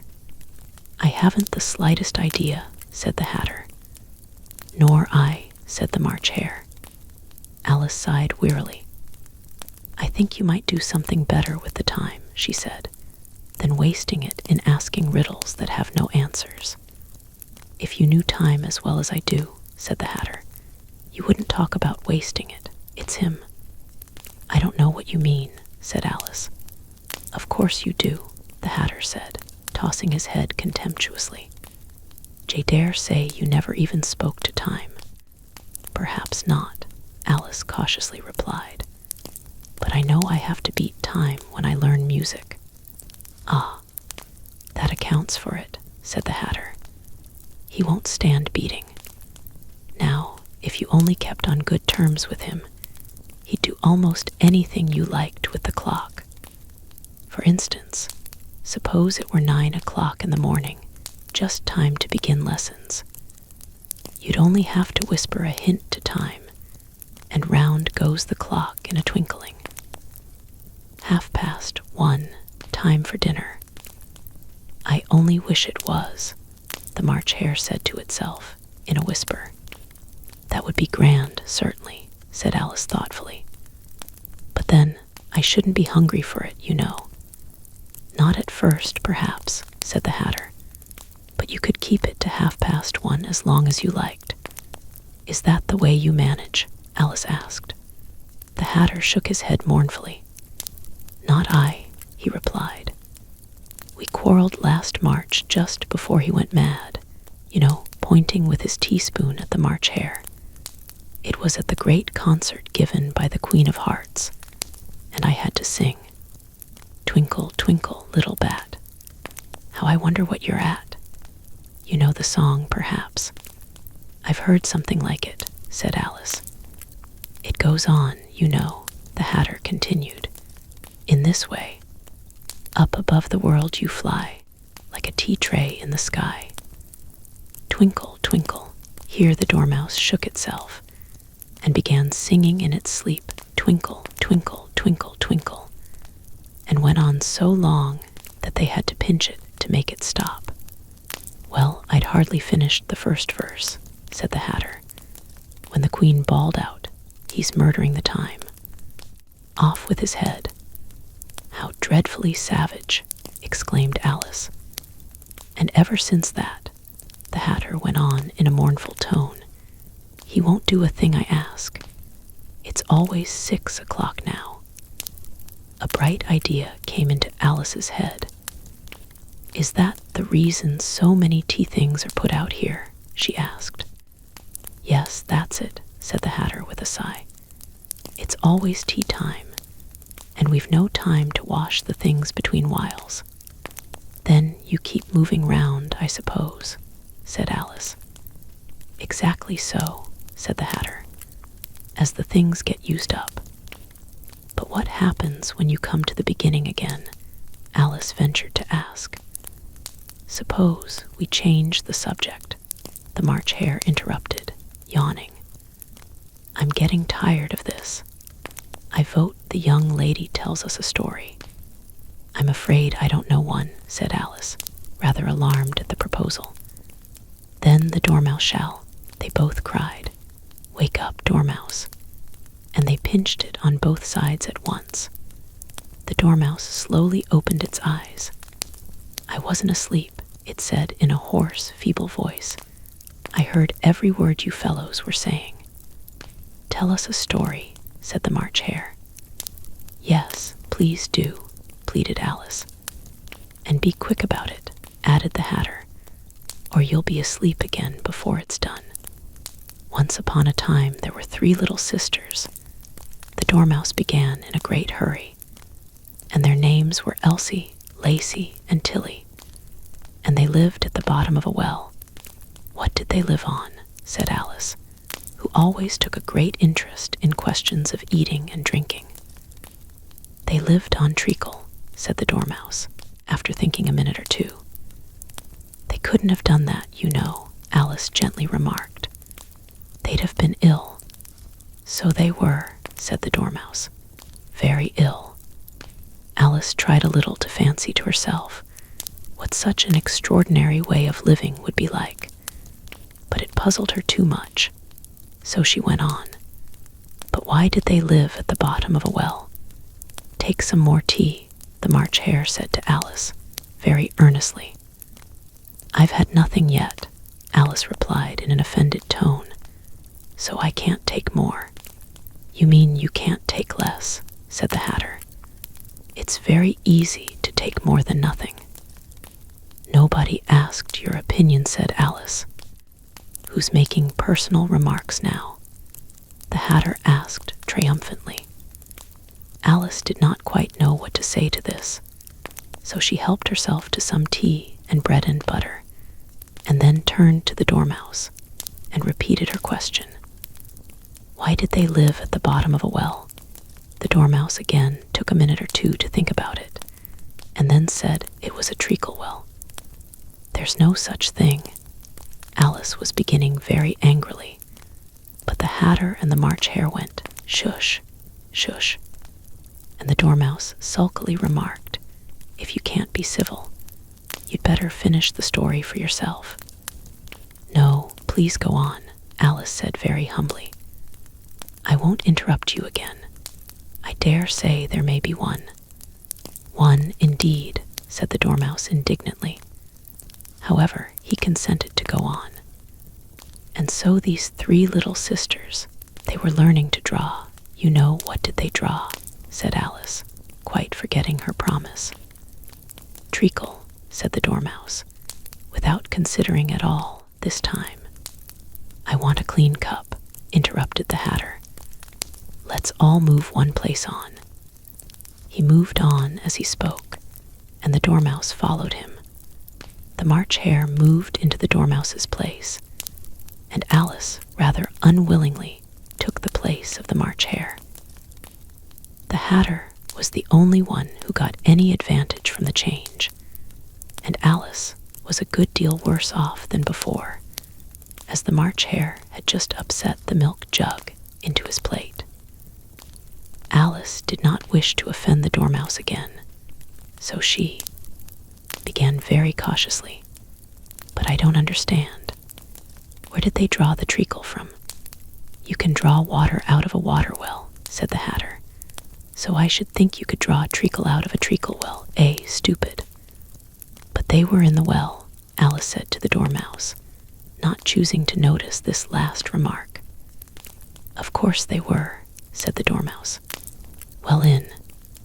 This answer so confused poor Alice that she let the Dormouse go on for some time without interrupting it.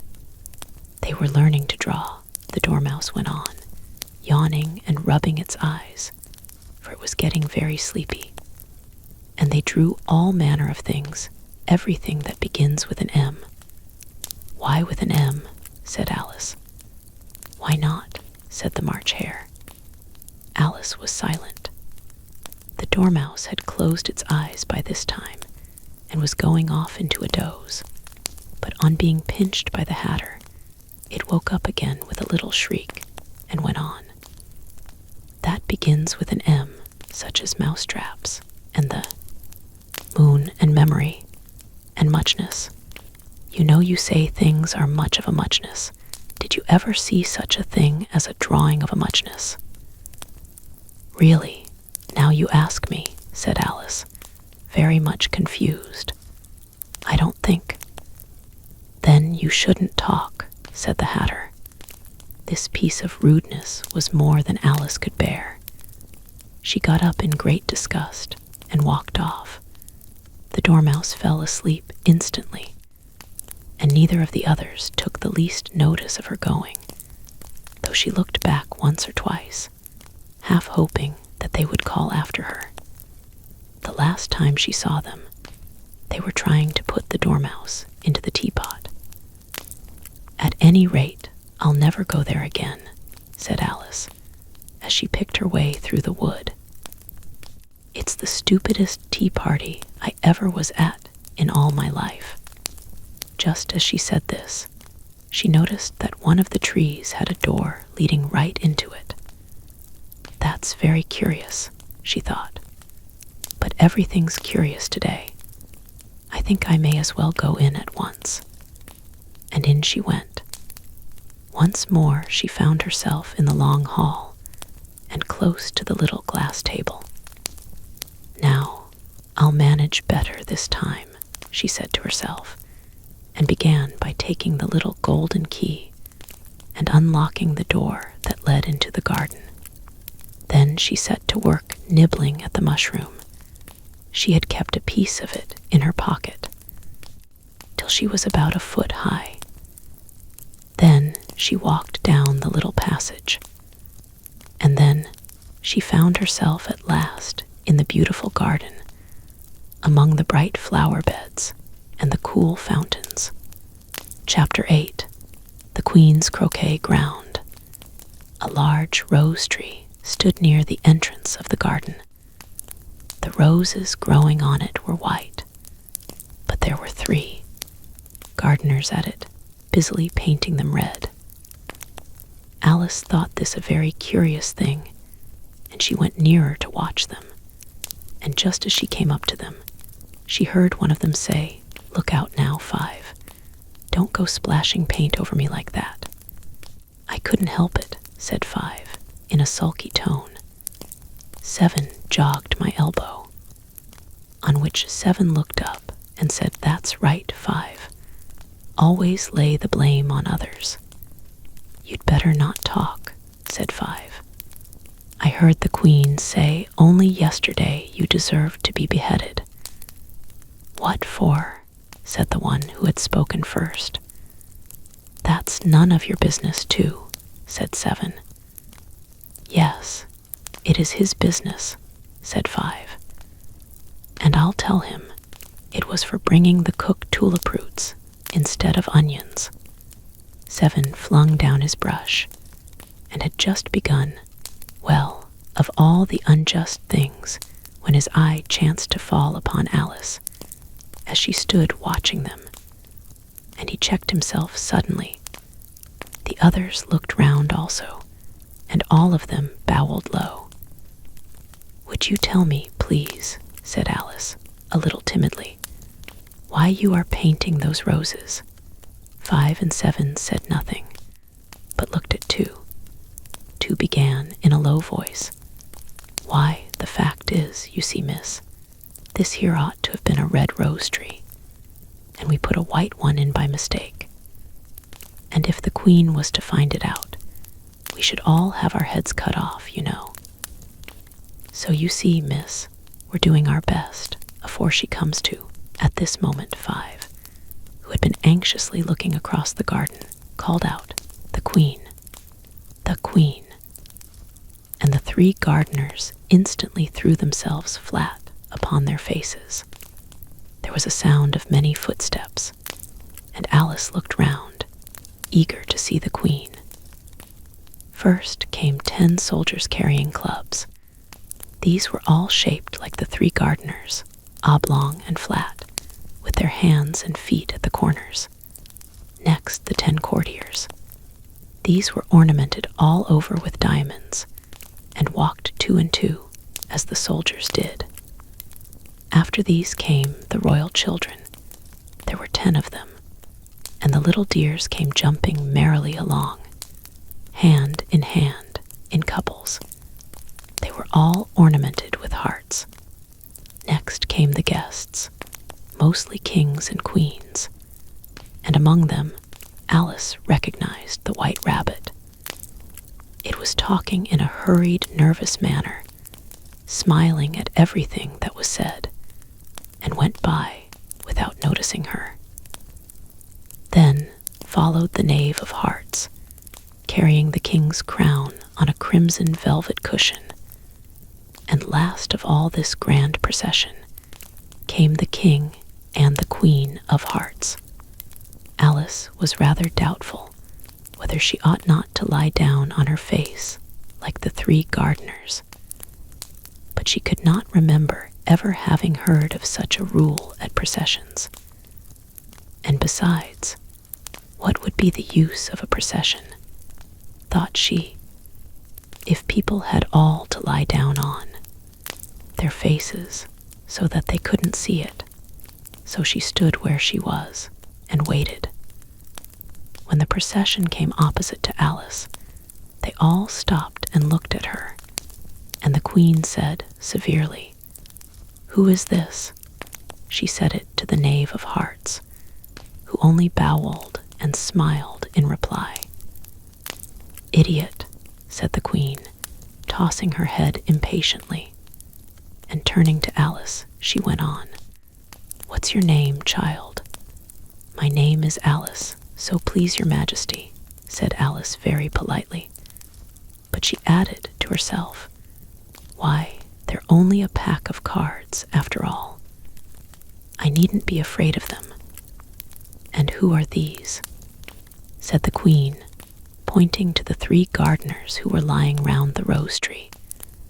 For you see, as they were lying on their faces, and the pattern on their backs was the same as the rest of the pack, she could not tell whether they were gardeners, or soldiers, or courtiers, or 3 of her own children. "How should I know?" said Alice, surprised at her own courage. "It's no business of mine." The queen turned crimson with fury, and after glaring at her for a moment like a wild beast, began screaming off with her head. "Off with nonsense," said Alice, very loudly and decidedly, and the queen was silent. The king laid his hand upon her arm and timidly said, "Consider, my dear, she is only a child." The queen turned angrily away from him and said to the knave, "Turn them over." The knave did so very carefully with one foot. "Get up," the queen in a shrill, loud voice, and the 3 gardeners instantly jumped up and began bowing to the king, the queen, the royal children, and everybody else. "Leave off that," screamed the queen. "You make me giddy." And then, turning to the rose tree, she went on, "What have you been doing here?" "May it please your majesty," said Tu, in a very humble tone, going down on one knee as he spoke. "We were trying, I see," said the queen, who had meanwhile been examining the roses. "Off with their heads." And the procession moved on, 3 of the soldiers remaining behind to execute the unfortunate gardeners, who ran to Alice for protection. "You shan't be beheaded," said Alice, and she put them into a large flower pot that stood near. The 3 soldiers wandered about for a minute or 2, looking for them, and then quietly marched off after the others. "Are their heads off?" shouted the queen. "Their heads are gone, if it please your majesty," the soldiers shouted in reply. "That's right," shouted the queen. "Can you play croquet?" The soldiers were silent and looked at Alice, as the question was evidently meant for her. "Yes," shouted Alice. "Come on, then," roared the queen, and Alice joined the procession, wondering very much what would happen next. It's a very fine day," said a timid voice at her side. She was walking by the white rabbit, who was peeping anxiously into her face. "Very," said Alice. "Where's the Duchess?" "Hush, hush," said the rabbit in a low, hurried tone. He looked anxiously over his shoulder as he spoke, and then raised himself upon tiptoe, put his mouth close to her ear, and whispered, "She's under sentence of execution." "What for?" said Alice. "Did you say what a pity?" the rabbit asked. "No, I didn't," said Alice. "I don't think it's at all a pity. I said what for." "She boxed the queen's ears," the rabbit began. Alice gave a little scream of laughter. "Oh, hush," the rabbit whispered in a frightened tone. "The queen will hear you. You see, she came rather late, and the queen said, 'Get to your places,'" shouted the queen in a voice of thunder, and people began running about in all directions, tumbling up against each other. However, they got settled down in a minute or two, and the game began. Alice thought she had never seen such a curious croquet ground in her life. It was all ridges and furrows. The croquet balls were live hedgehogs, and the mallets live flamingos, and the soldiers had to double themselves up and stand on their hands and feet to make the arches. The chief difficulty Alice found at first was in managing her flamingo. She succeeded in getting its body tucked away, comfortably enough under her arm, with its legs hanging down. But generally, just as she had got its neck nicely straightened out, and was going to give the hedgehog a blow with its head, it would twist itself round and look up in her face with such a puzzled expression that she could not help bursting out laughing.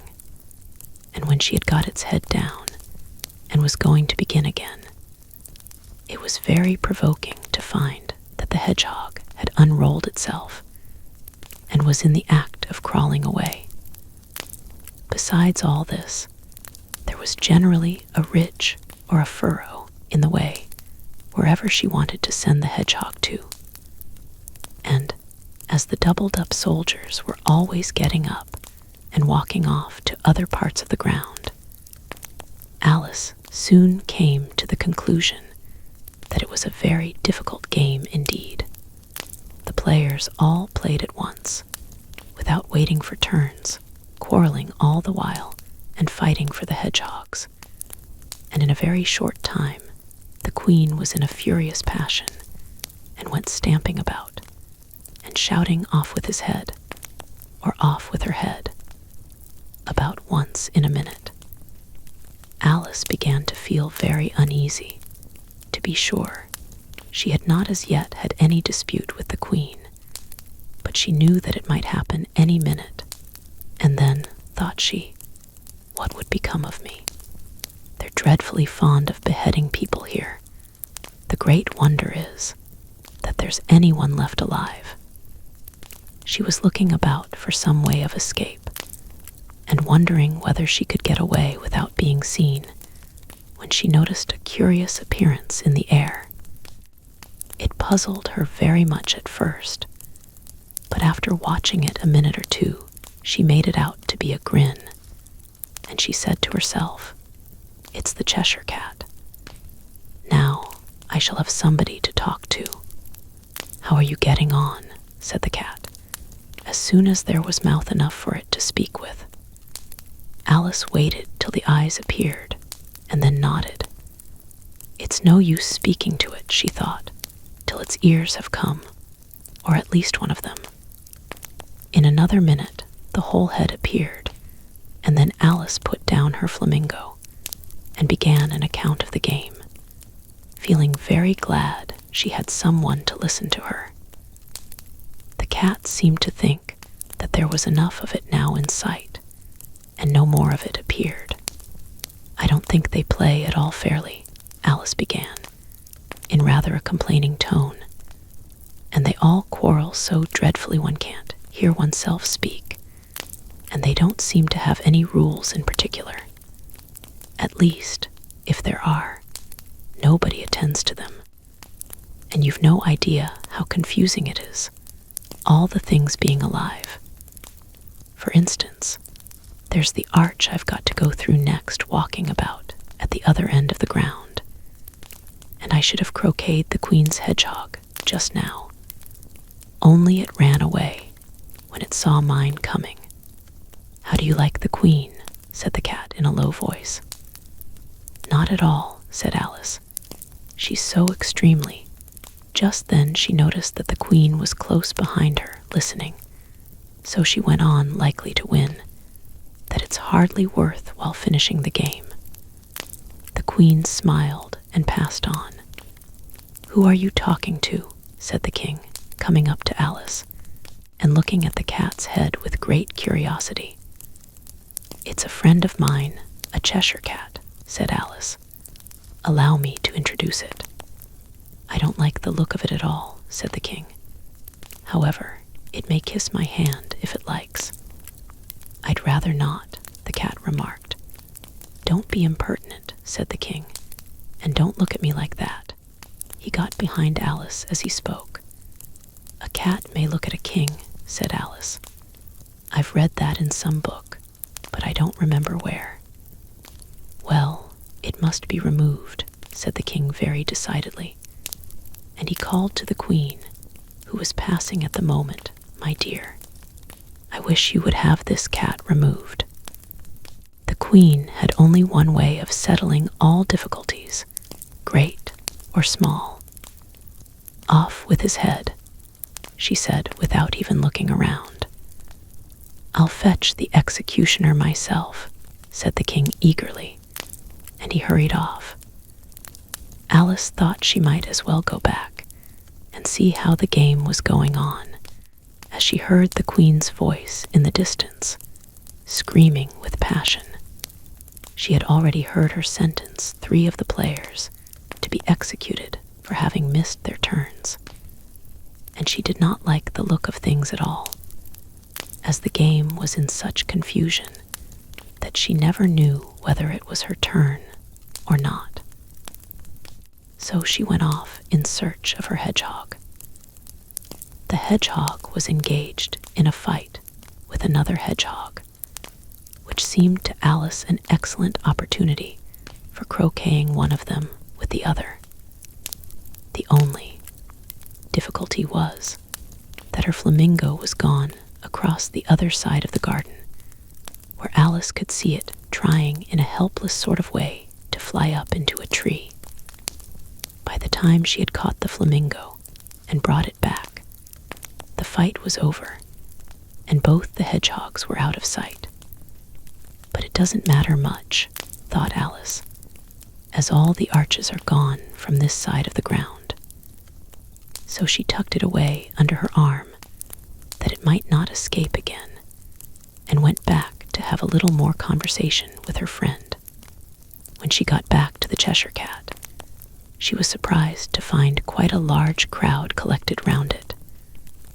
There was a dispute going on between the executioner, the king, and the queen, who were all talking at once, while all the rest were quite silent and looked very uncomfortable. The moment Alice appeared, she was appealed to by all 3 to settle the question, and they repeated their arguments to her, though, as they all spoke at once, she found it very hard to make out exactly what they said. The executioner's argument was that you couldn't cut off a head unless, there was a body to cut it off from, that he had never had to do such a thing before, and he wasn't going to begin at his time of life. The king's argument was that anything that had a head could be beheaded, and that you weren't to talk nonsense. The queen's argument was that if something wasn't done about it in less than no time, she'd have everybody executed, all round. It was this last remark that had made the whole party look so grave and anxious.